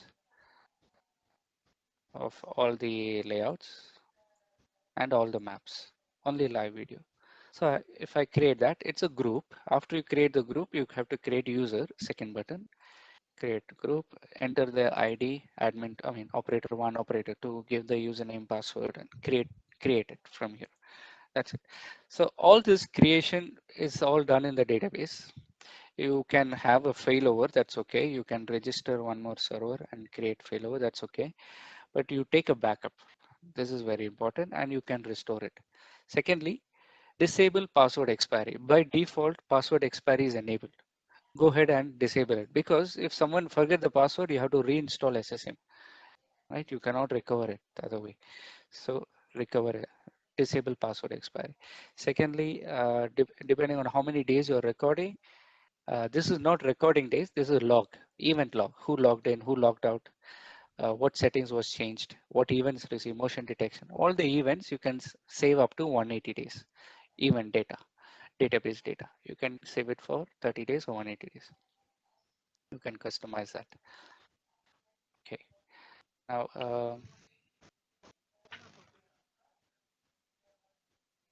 okay. So one of you asked how to do failover.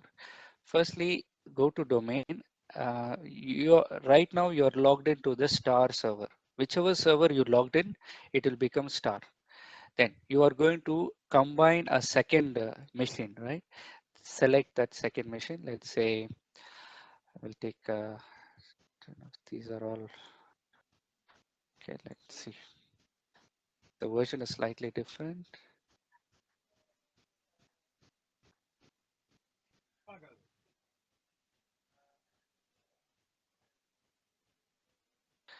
Okay, I have a question. If the operator can have access to event action, okay, so these two are free, so it got clustered. Now I am able to see the second server here itself. I can add camera, I can add NVR. If some NVR is already added, I can delete it. So whatever is the star, that is a main server. From the main server, all the data will now get copied to the new slave servers. You can see that. Then after you do that, click failover, enable, successful. Go to the second one, also enable failover. So if server 2 fails, it will all the traffic goes to server 1. If server 1 fails, all will go to server 2. So it's in active failover mode, either this or that. Okay. Now I have a question: is operator can have access to event action? For the operator, he can um, he can see the events for the cameras that he has access to. So if you have given him access to all the cameras, he will be able to see those events, and he can confirm. He can, if whenever an event occurs, he can confirm the event. He can say, okay, I acknowledge the event. He can do that. Playback. He can play back the video. He can export the video. So right now, okay, motion has occurred. This confirmation, if this is not enabled, he cannot. Okay, so here can confirm the event. So this is depending on the feature. If you want to give the operator one more function, search. Search means you can search for the events.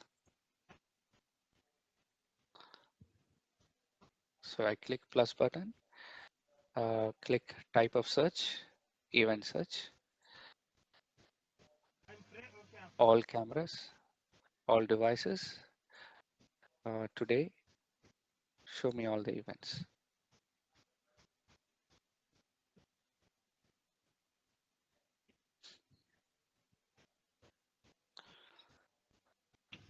So all events are here: motion detection when it was detected, then the video will play on the right side. You can export, playback, you can do that, confirm.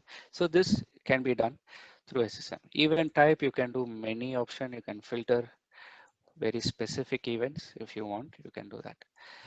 There is how to change from map to normal view. This pop-up, okay, keeps coming because of movement. It is looking at a monitor, and it will start blinking. Okay, the camera will start blinking. Double click on that to get what is the event. Okay, just click confirm, and that's it. It will go. Whenever I change some layout, okay, from map, if you want to change to another layout, click on layout 1, change change the tiles, whatever settings you want, you can do. If you don't want to save the layout on database, if you want to save it only as a private layout, you can create here user layout, your own operator private layout you can save on your PC.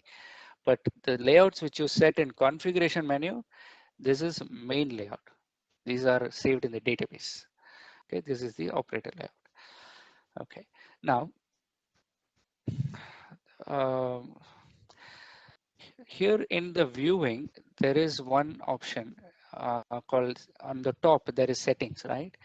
This is where you change the language. If you want to view in Arabic, you can change to Arabic language.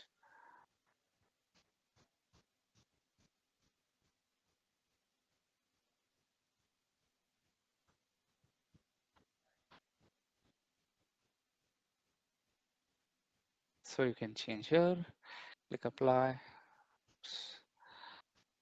then the entire thing changes to Arabic. Back.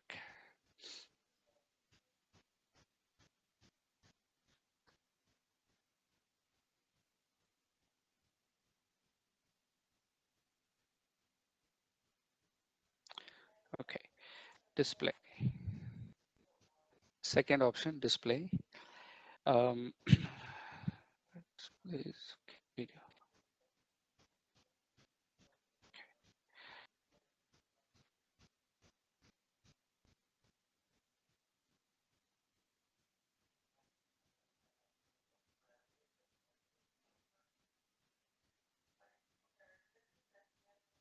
Now I created one layout here, a funny layout, 24 layout. You see the black color gap in between?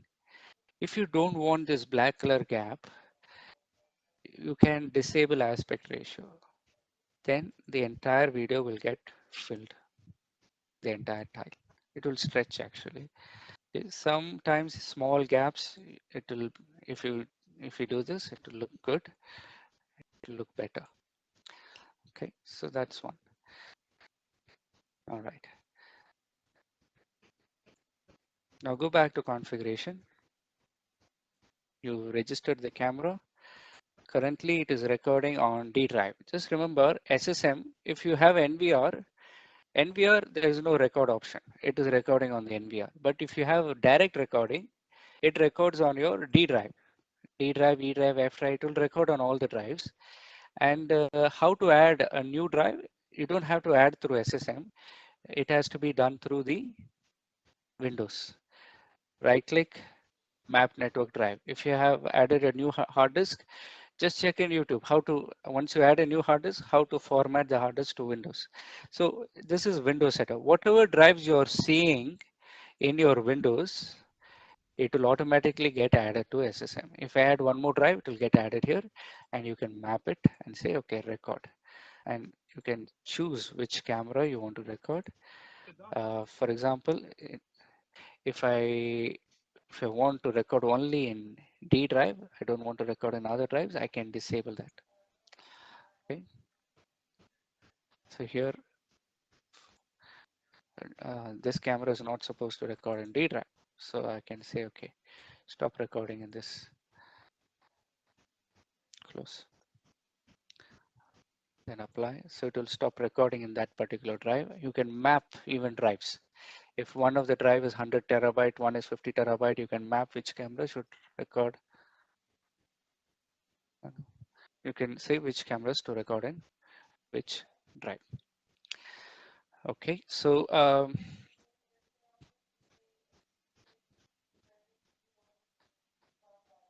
and live high, live low, we saw record normal. If you're recording on your SSM, this is record normal. Currently it is recording. Okay, we will see that after our break. Now, there are 7 of you. I'm going to give you AnyDesk IP address. Each of you can log in and start practicing and working on your workbook. You can take a break. Okay, I will show you how to add drives. Let's say if you are adding a drive to your, if you're brand new, if you're adding a new drive, okay, what I'm going to do is first let me show you disk device properties. If you have a SAN drive, you say map network drive, you map it, then it will appear here. If you have a physical drive, go to manage. This is part of any Windows, right? Disk management, open disk management. When you add a new drive, it will show here as unallocated drive. I'm going to create a fake unallocated drive. Just shrink volume. Okay, shrink.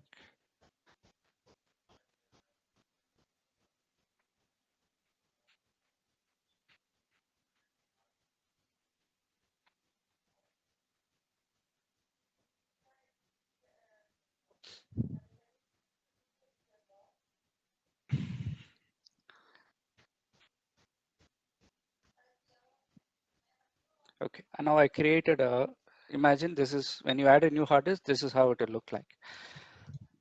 Right click, new hard disk, give it a drive location, D drive, storage 2, click next, finish. Now I added storage 2. If you go to my computer, I have now added one more storage. So like that, if you have a network storage, add a network drive. Put the address of the network drive. So whatever drives you add, and it should be visible as a local drive, you know, local drive. It should be connected and mapped as a local drive. Once you add it in SSM, and when you go to configuration, server, you click on disk, automatically it will get added. So you don't have to do anything in the SSM. You just add it to Windows, it will get added here. That's it. And by default, all the cameras will get assigned, but you can assign by yourself also. Click camera assign. You can select, I have now added this camera. One camera is not yet assigned any drive. So I'm going to assign this camera to D drive. Apply, close. So you can do that. There is one, when you're directly recording, there is one more setting, dual recording. It's better you disable because it will take extra storage. So just uncheck this also, dual recording. So back to here, record normal, camera one, sorry, it should be this.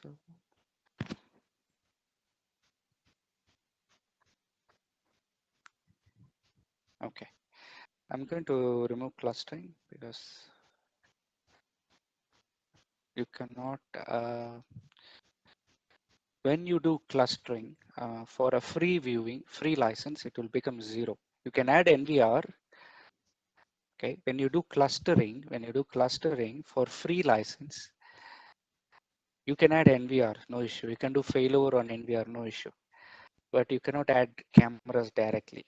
Okay, so that's why I'm going to remove clustering for now.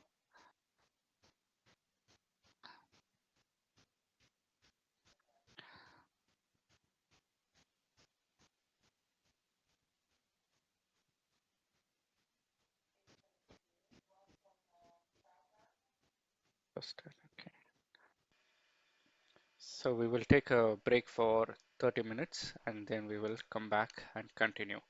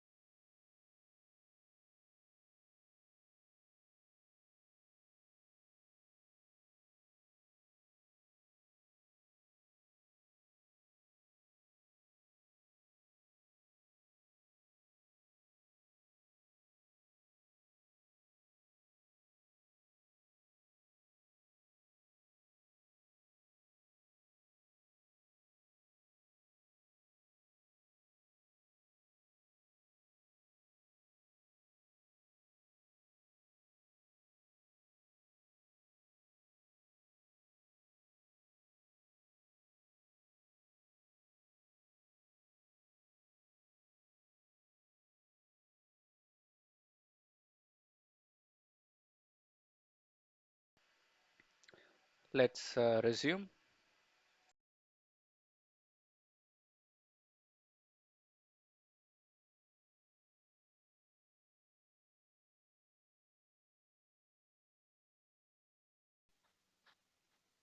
I'm going to go through the exercises, then I will leave you to practice.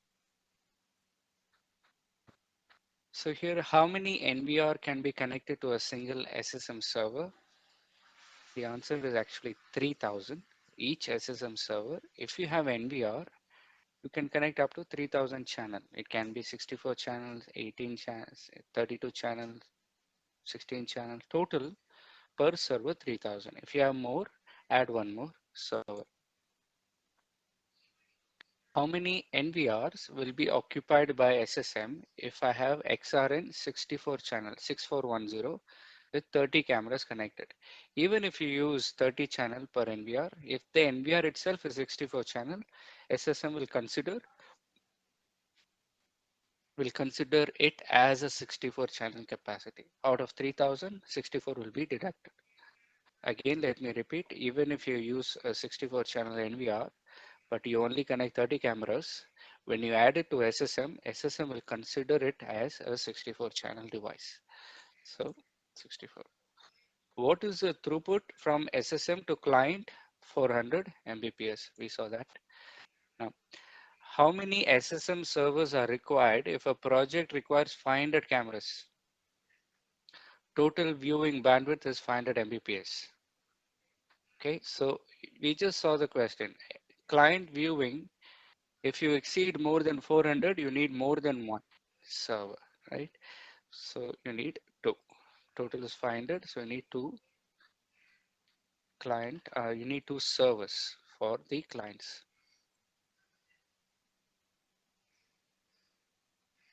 Okay.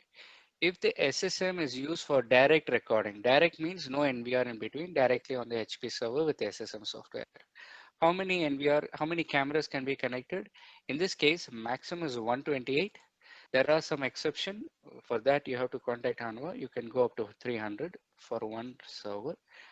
Um, but by default, it is 128.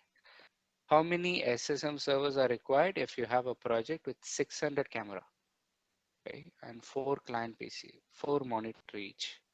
Total viewing is 700. So simple, 600 divided by 128, 128. Need 600 divided by,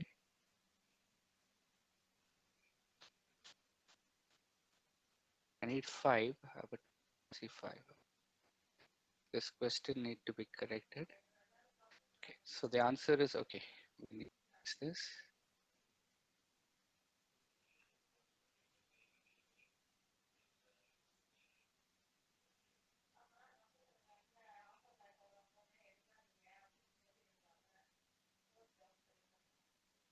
You can keep 4 for now.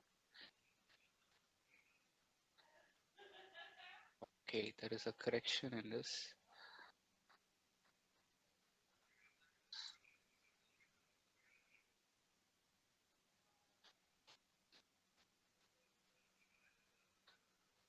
How many SSM servers are required?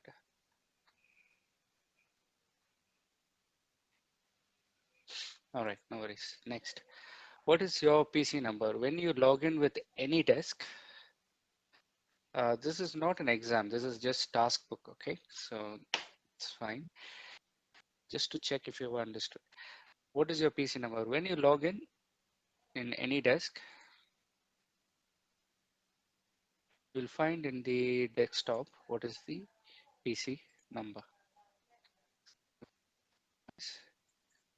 You'll find your PC number. So you can enter your PC number.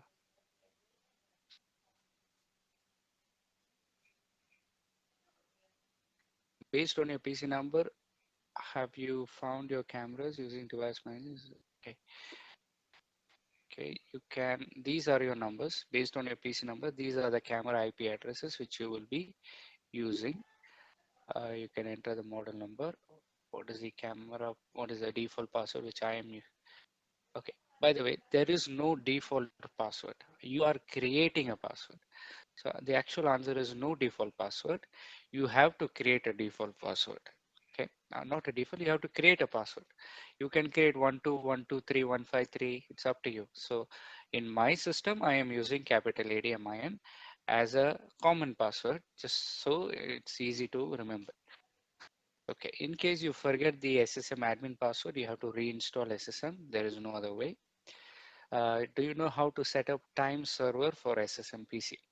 SSM PC, very simple. You have, when you log into SSM, you can just make sure your time is set up. Okay, after that, there is also one more option in the SSM. You can go to configuration. What's this?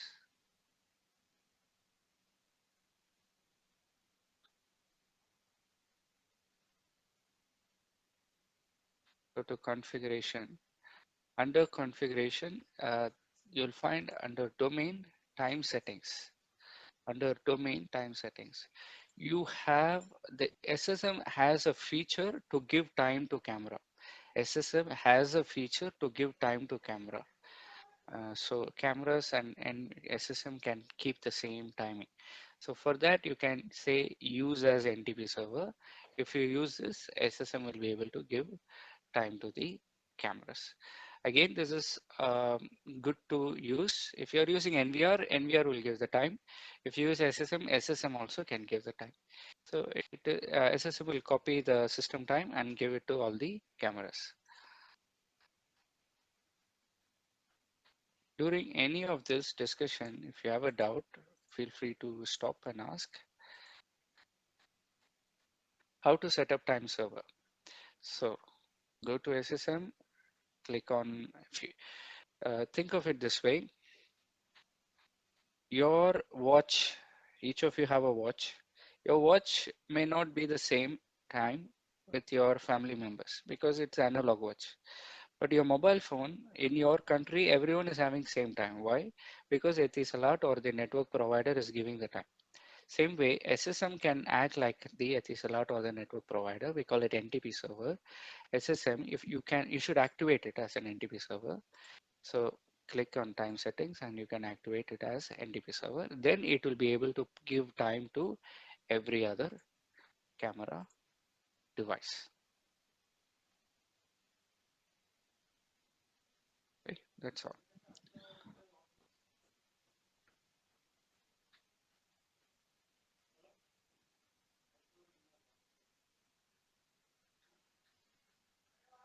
Next is, you know how to register the cameras. Yes. You also know how to edit the camera name. So how to edit camera name is when you register itself,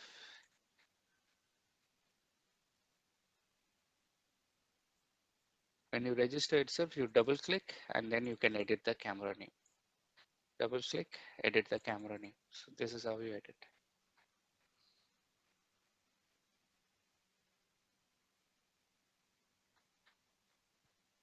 You know how to register an NVR. From here, the first button is for registering the NVR. Select the server, add NVR.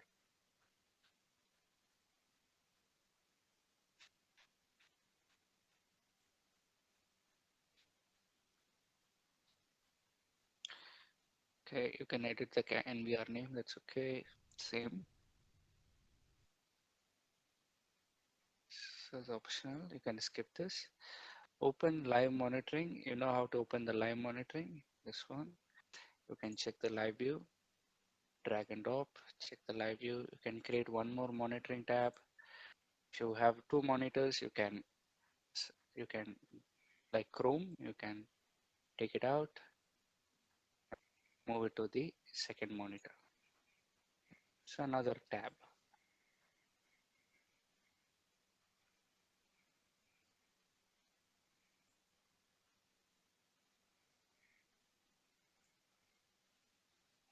Okay.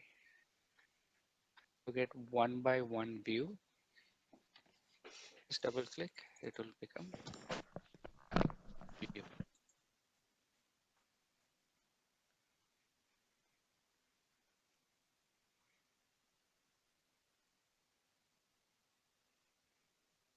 When you are in 1:1 view, it will switch to full resolution. It will be high resolution. How to check if it is in full resolution? Right click, camera properties, full resolution.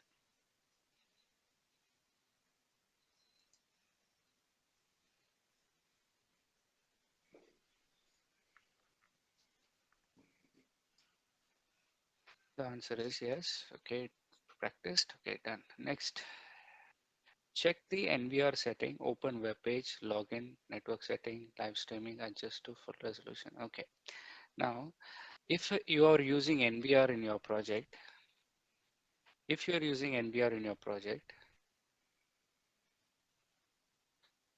um, the NVR has one feature which is good as well as bad. It's like it depends how you set it.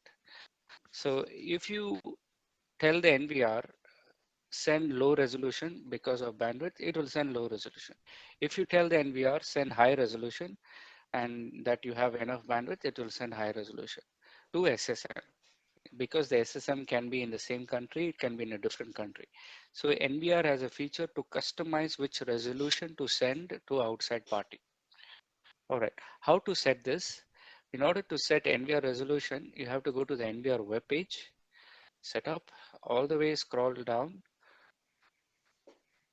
I'm using the same password, but you just have to know this. Setup, network, live streaming.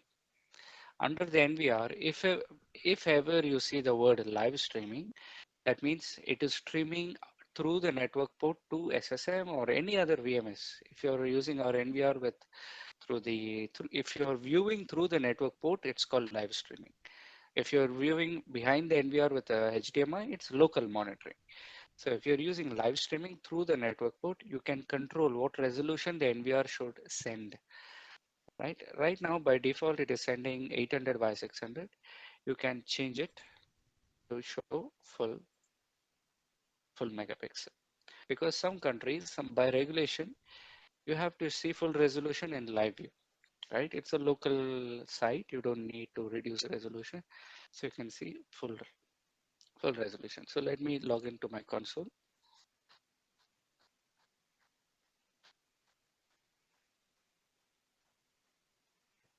This one.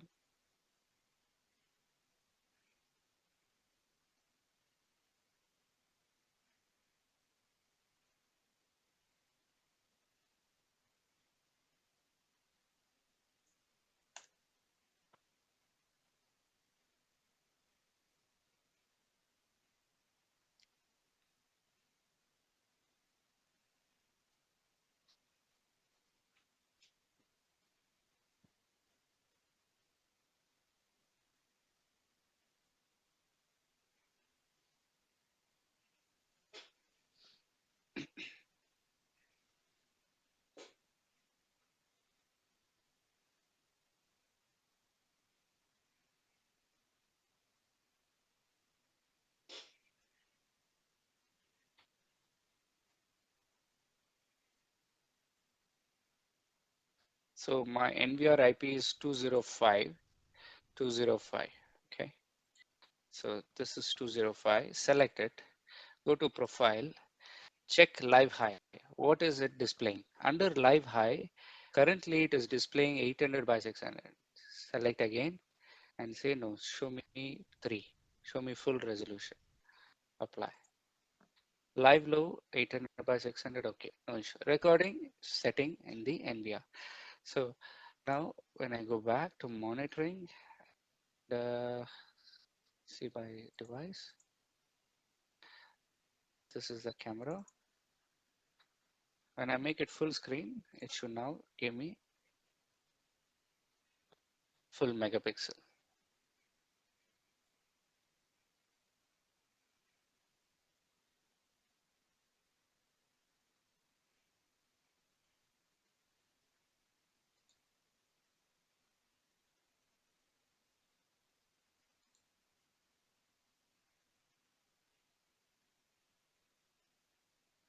Change it back to multi-view, it will go to live low. So this is the meaning of live high and live low.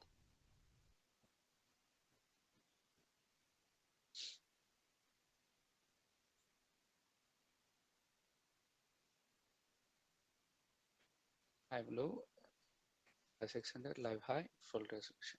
Now, only for the NVR, you have to use the NVR to change the live streaming. For the other one, you don't have to. The NVR, in the whichever NVR you have, check the live streaming option.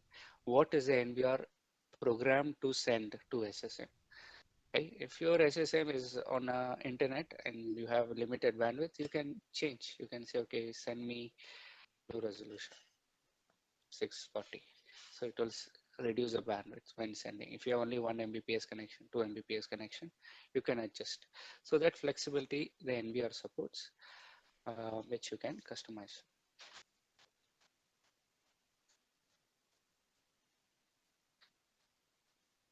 All right, next question. Change the layout to 4x4, which you already know. Change the layout to 1x2. Also, you can do that in SSM. 1x2, it's 1 row and 2. So go back to console.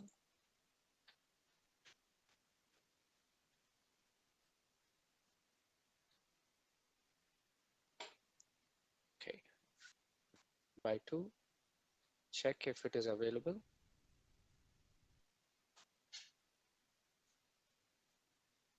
1x2 is not there. So in that case, you can create a layout of 1x2.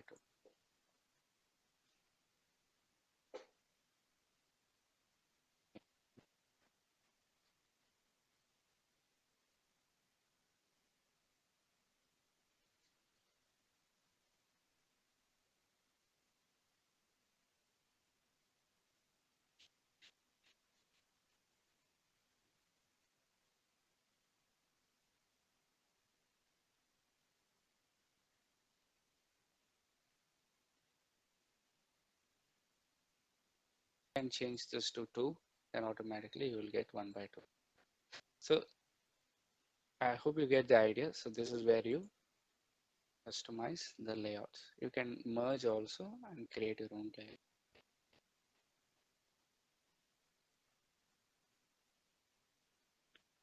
SSM profile. When you use multi-site, multi-cameras, when you use multi-cameras, SSM will automatically switch to a different layout. That is called. So right now, when you see in 4x4 view, the SSM will switch to a smaller resolution. Now this resolution is called live low, okay, or low for SSM, live low or low for SSM. So you can check here. The answer would be live for NVR or low for SSM. It will be one of these. So this is what it will use. Next, recording profile. How to check the recording profile? If you're recording on the SSM, if you're recording cameras on the SSM, check a record normal and see which profile is it recording. This is recording incorrect profile, H264. If I want to change to H265, check something else. It supports H265.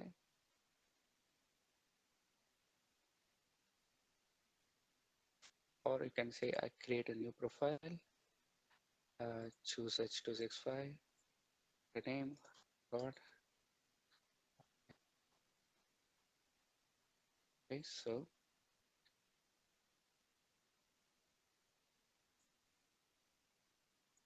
should create would be 5. Yeah, I created now H265, frame rate 25, apply. So this is how you create a profile in the camera and add it. Okay, now after that, okay, now here the cameras are recording on the SSM. That's why you are adjusting the profile directly on the SSM. If it is NVR, you don't have that setting because it's recording on the NVR. For that, go to the NVR setup.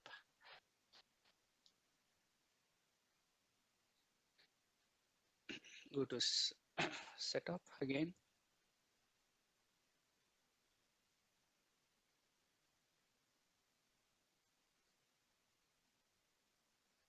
scroll down to record, camera. Currently, which profile is it recording? You can select here. It is recording H.264 or H.265. So you can choose on the NVR. Live low, live high, you can adjust in the NVR. Second channel is actually disconnected. We can check second channel.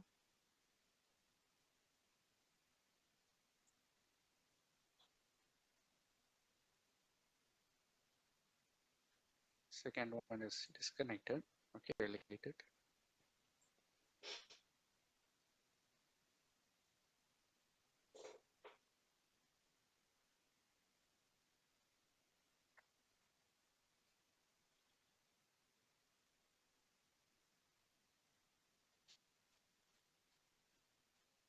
Now, how to export playback video?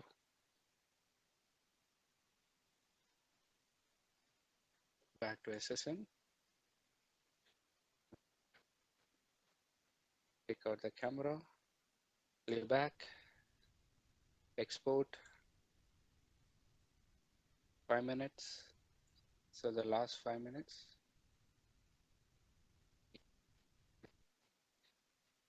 Export.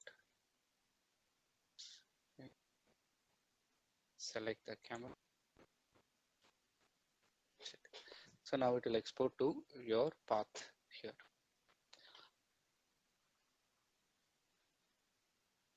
So 5 minutes of video roughly takes around 30 seconds to export.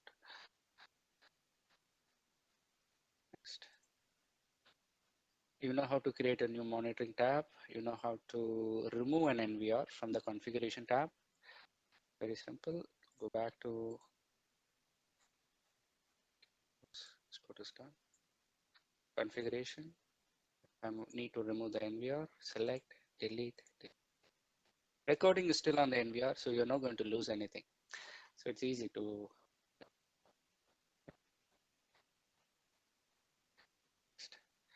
configuration. Learn about disk option. Okay.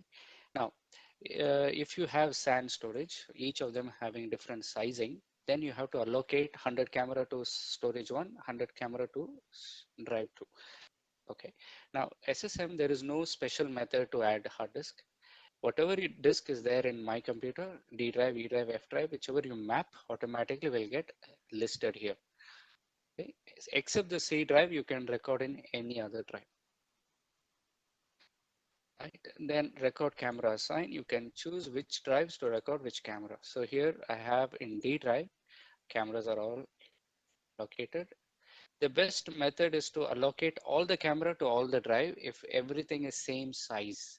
If everything is same size, allocate all the cameras to all the drives. Very simple. Now, this step is a very important step. Why? Because tomorrow when you add a new camera after 1 month, the SSM cannot really know where it will get added.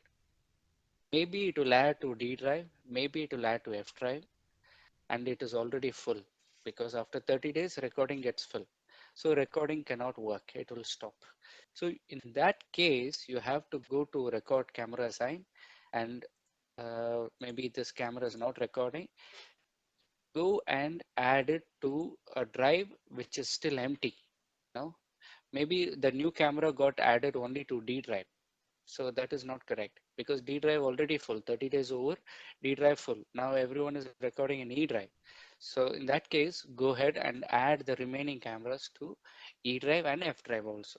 So you can check the number here. You can equally add all the cameras to all the drives if the storage is all same. Right. Then when you're doing direct recording, we disable dual recording. Dual recording means recording in high resolution as well as low resolution. It is not required. It is for customers who are viewing by mobile phone. They don't have bandwidth, but the cameras are all 4K. So the camera will, SSM will send depending on the bandwidth, whether it will send low resolution recording playback or high resolution playback. So if you have limited bandwidth, the SSM will automatically choose which one to send. So again, disable this, not required. Record option, by default, all the cameras will be recording in unlimited mode. You can choose some cameras if you want to record for 30 days, some cameras you want to record for 90 days. You can exactly choose each camera by camera what is the number of recording days. For the NVR, however, you have to do it on the NVR webpage. You go to the NVR webpage and you will find the same settings available under the record option.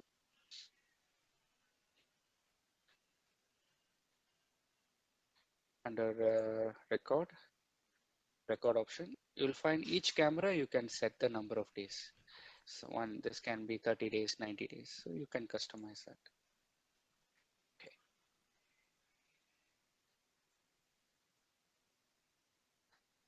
that. This one you can skip. Create a site list for ground floor and first floor. This also we covered. Go to design, site, create a site, and right click, change basic information and make it ground floor, first floor. And then all the cameras can be assigned only once. So it's already added here. So I will remove maybe these two cameras, it out, add it to the new site.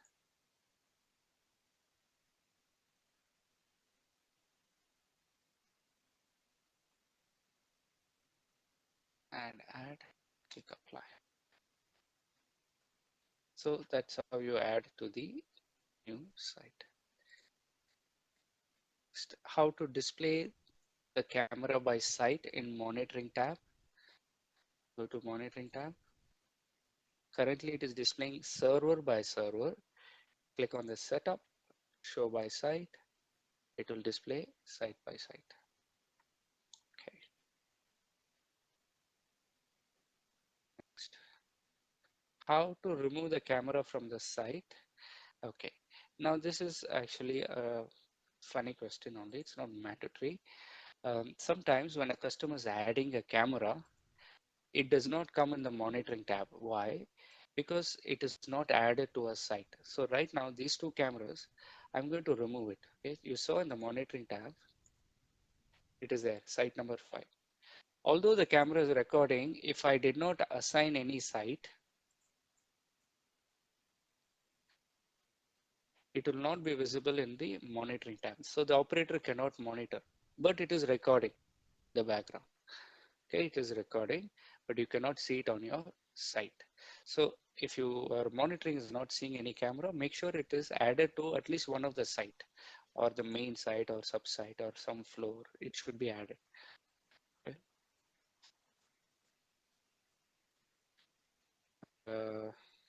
We saw how to create layouts. Back, configuration, layout. So you can create multiple layout. You can even create sub layout. Under layout 1, I can create a sub layout. You can create multiple tree structure. So I can create under layout 1, layout 3. Under layout 3, I can create one more sub layout. So you can keep on creating multiple tree structure. You can make it as complicated as you want, as simple as you want, depending on your site.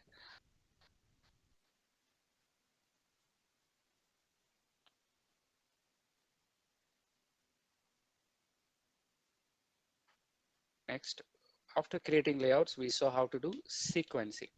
How to do sequencing, go back to monitoring. Okay, just remember sequencing is not in configuration where you think you should be expecting, but actually it's not there. Sequencing is per PC, how they want to sequence. Like create layout, sequence, click add sequence. How many layouts you want to sequence? I want to sequence 2 layouts, layout 1 and layout 2. Every 10 seconds, you give it a name and apply. After that, click play, it will start sequencing. You can make full screen, you can minimize all this timeline so it looks better.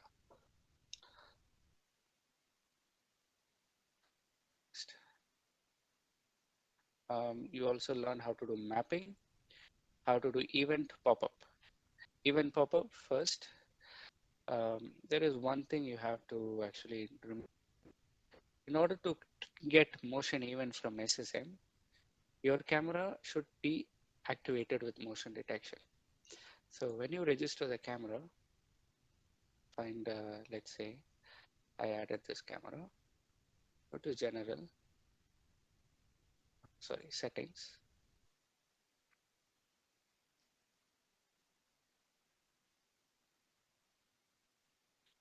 Okay, once you go here, you can create a motion, can enable motion detection, go to setup,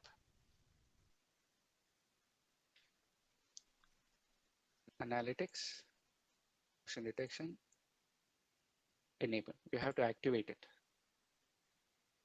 If you want to know how to activate as a group, check a YouTube video or attend part 1 training, camera training, where we will teach about using device manager, how to set it as a group for all the cameras together and apply. So that means now this camera is going to receive motion detection.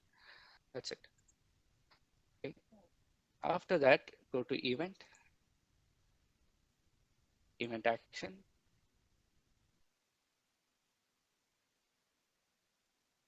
create an event for this camera, event 10, trigger from server 1, camera 1, motion detection. If motion is detected, I want action. Same camera, pop up. Done. That's it. So whenever an event occurs, this camera will pop up. Where will it pop up? You can set up here, settings, event. It should be enabled, open instant pop-up. If it is disabled, it will not come, open. And choose which monitor it should pop up, how long it should be open for 10 seconds, pop up, and that's it, apply. Then you will receive the event here, the pop-up.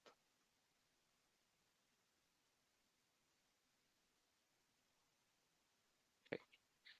Yeah, so basically that's about it with SSM. It's quite simple. Uh, I will show you one more feature on PTZ. Okay, we saw password expiry, general option, alarm search. We saw that PTZ control, spot language setting. We saw pop-up location. We saw. Okay, now what is left over? I'm going to just cover it quickly. We saw in general settings, maintenance, disable password expiry, backup the settings. We saw that, and also in monitoring, there is a function called event spot. Event spot. This function will convert any monitor to an alarm only monitor or a spot monitor. So when you click on spot, if SSM detects any events, it will start showing in this camera. Now so now this camera detected some motion, so it is popping up. Another camera detected motion here, it is popping up. Another camera detected here, it is popping up. Fisheye, we created a trigger, right? If ever fisheye motion, I want a real-time pop-up, big pop-up. After 10 seconds, disappear. So it is now gone. I didn't have to close, it is now gone. So this is called event spot. You can dedicate any monitor to be an alarm only monitor, and you can choose which alarm should be displayed in that particular monitor by clicking on the settings button. Event spot, show what type of event, show only motion, show only tamper. Tamper means someone is covering the camera, blocking the camera, it will cause tamper alarm. So again, if you want only tamper alarm, dedicate one monitor for that, or all the alarms for one monitor, you can dedicate and leave it. Okay, so the operator will check, okay, what happened here, what happened there, and so on. Now, how to activate tamper alarm? Same method, go to configuration, go to the camera. Okay, this fisheye, whenever it sees some movement in the screen, because it's looking at these monitors, whenever I'm changing, it will detect motion. So for now, it's okay. I will disable the pop-up. How to trigger, how to activate tamper detection. Same camera, camera setup, settings, analytics, tamper detection.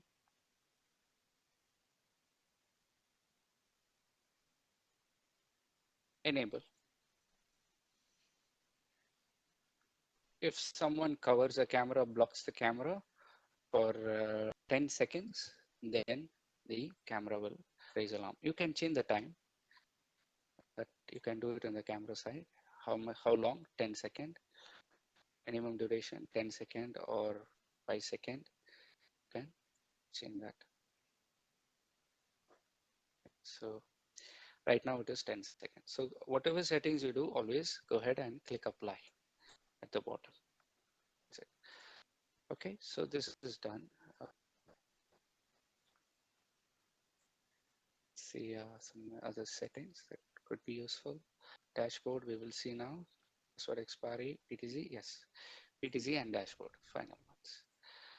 Okay. Dashboard. Dashboard is a very beautiful function actually. It tells you how many cameras are online in your property. Totally I have 17 camera, all the NVR, all the SSM. Then I have one NVR, two SSM server, all are online, no issue.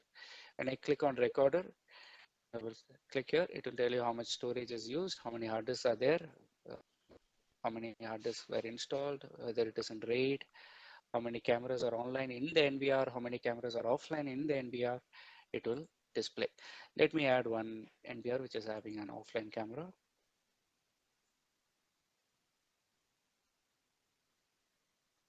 This one will have.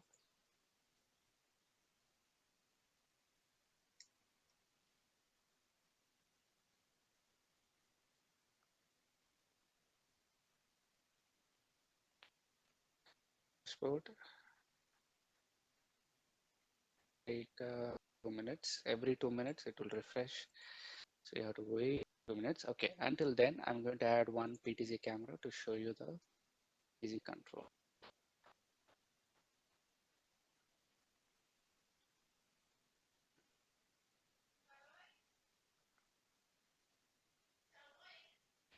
It's already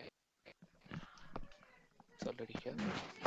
Yeah, dude. Okay, so yeah, two NVRs now. I have okay, 43 cameras are offline in this, and I have one NVR offline. Uh, so this guy is offline according to this particular EMS. Okay, anyhow, this is fine. Uh, how to okay, maybe it just connected. Give it some more time. Again, it will refresh. So every 2 minutes it will refresh.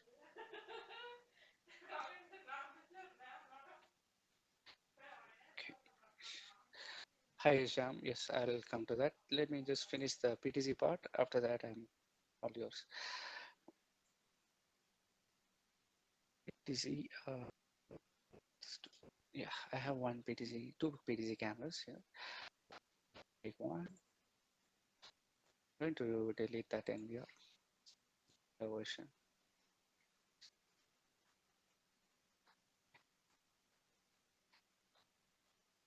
PTZ.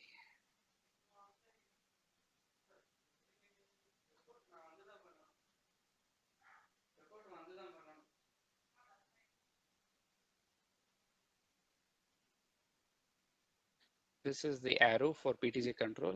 Click 1x. 1x means zoom out all the way.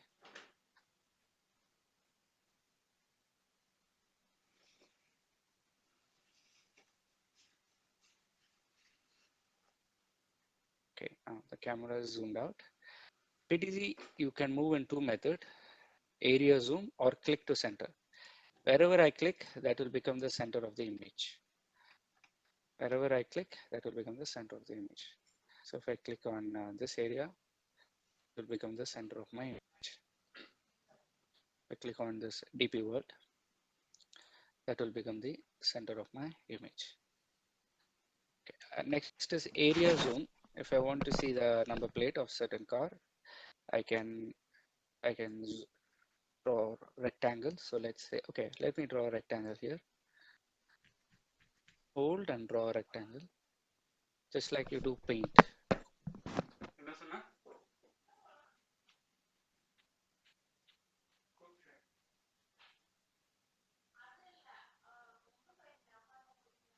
It is zoomed in. Okay.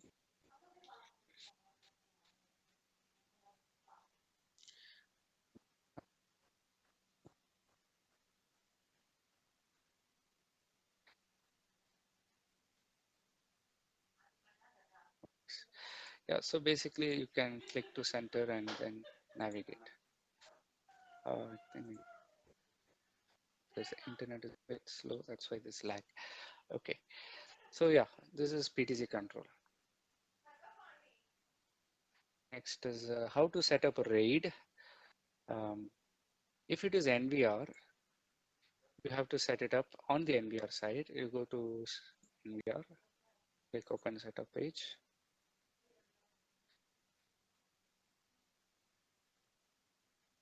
Actually, very simple. I click on setup, then device.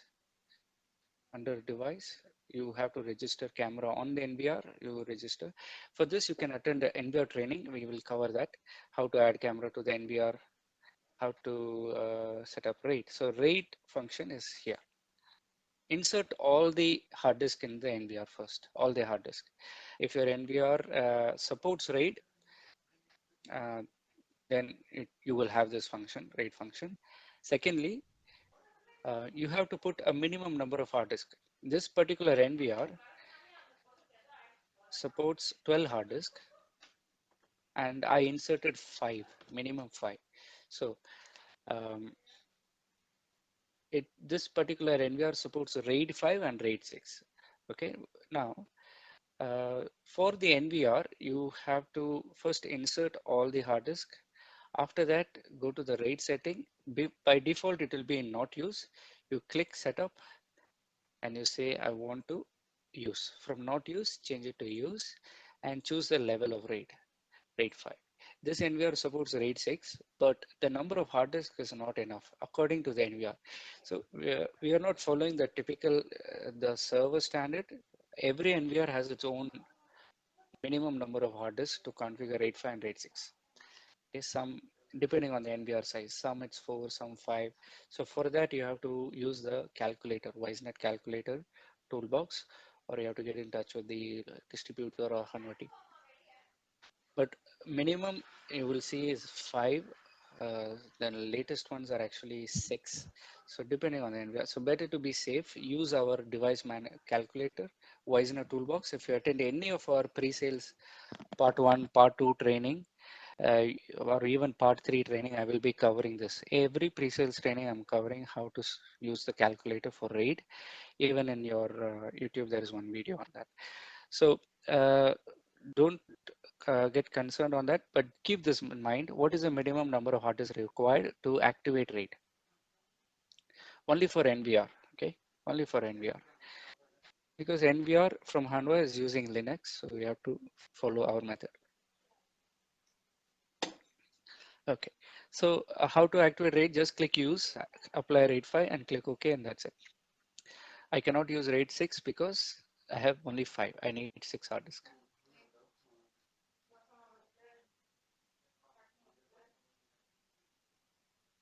Next, RAID 2, array 2, there is no more hard disk. Array 2 should be 6 to 12 is array 2. So if you insert hard disk there, then this also will get activated. Every NVR we keep 2 arrays.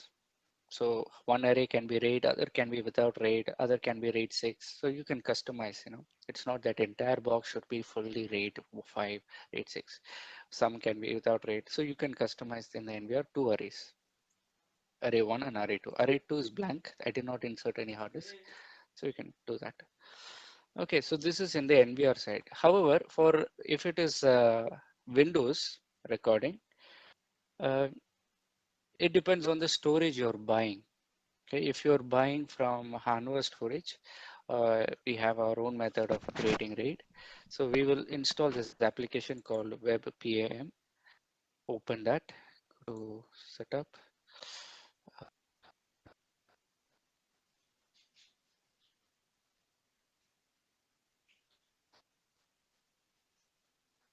Okay, so this is not the correct one. Okay, if you're using your own server, let's say you are mapping a drive, right? When you're mapping a drive, you map a RAID volume, whichever drive you have. If you have from Infotrain, if you have from uh, Promise, if whatever storage drives you have, you use their interface to create a RAID and then map it, and that's it. So it's a RAID volume. Whatever drives you're adding here, it's a RAID volume. Okay, so uh, the RAID in SSM direct method follows Windows standard. There is no minimum hard disk requirement. Minimum global standard is 3 hard disks for RAID 5, 4 for RAID 6. So you can follow the global standard when you use SSM on a Windows recording machine and directly use recording on the Windows without NVR. So there you can follow the typical RAID standard. All right.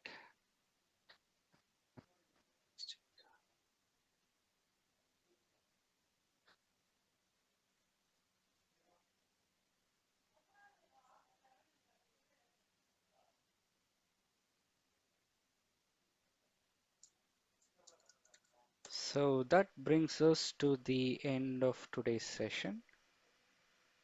I will once again point out on how you have to work on the workbook and also how to attempt the exam. Each of you will receive an email, one from WebEx, on how to join the lab. You will get an email from WebEx which says invitation to join lab, and the video will be here on how the invitation comes and how to log in and get access to the lab. When you're in the lab, use the workbook to finish the lab. After that, you will also get an email, the fourth point, from WebEx again with the topic reminder to take tests. Reminder to take test. This is the exam link. You can attempt the exam link again within the due date. Within 2 to 3 days, you can attempt the exam. All right. Now, during the exam, there will be an AnyDesk ID given to you. It will be mentioned in the questionnaire. You can use that AnyDesk to again practice and do the exam, or to check one or two things and then attempt the exam. All right. You can attempt twice. If you're not sure that your exam answers are correct, you can attempt twice before the final date. All right.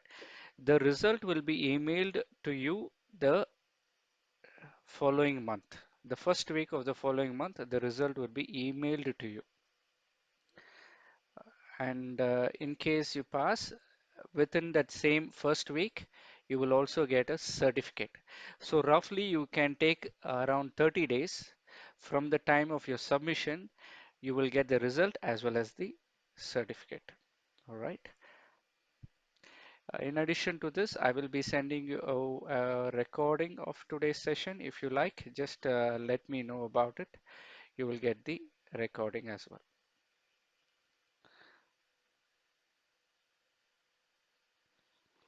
And if you want to download the PowerPoint of the SSM, just submit the survey.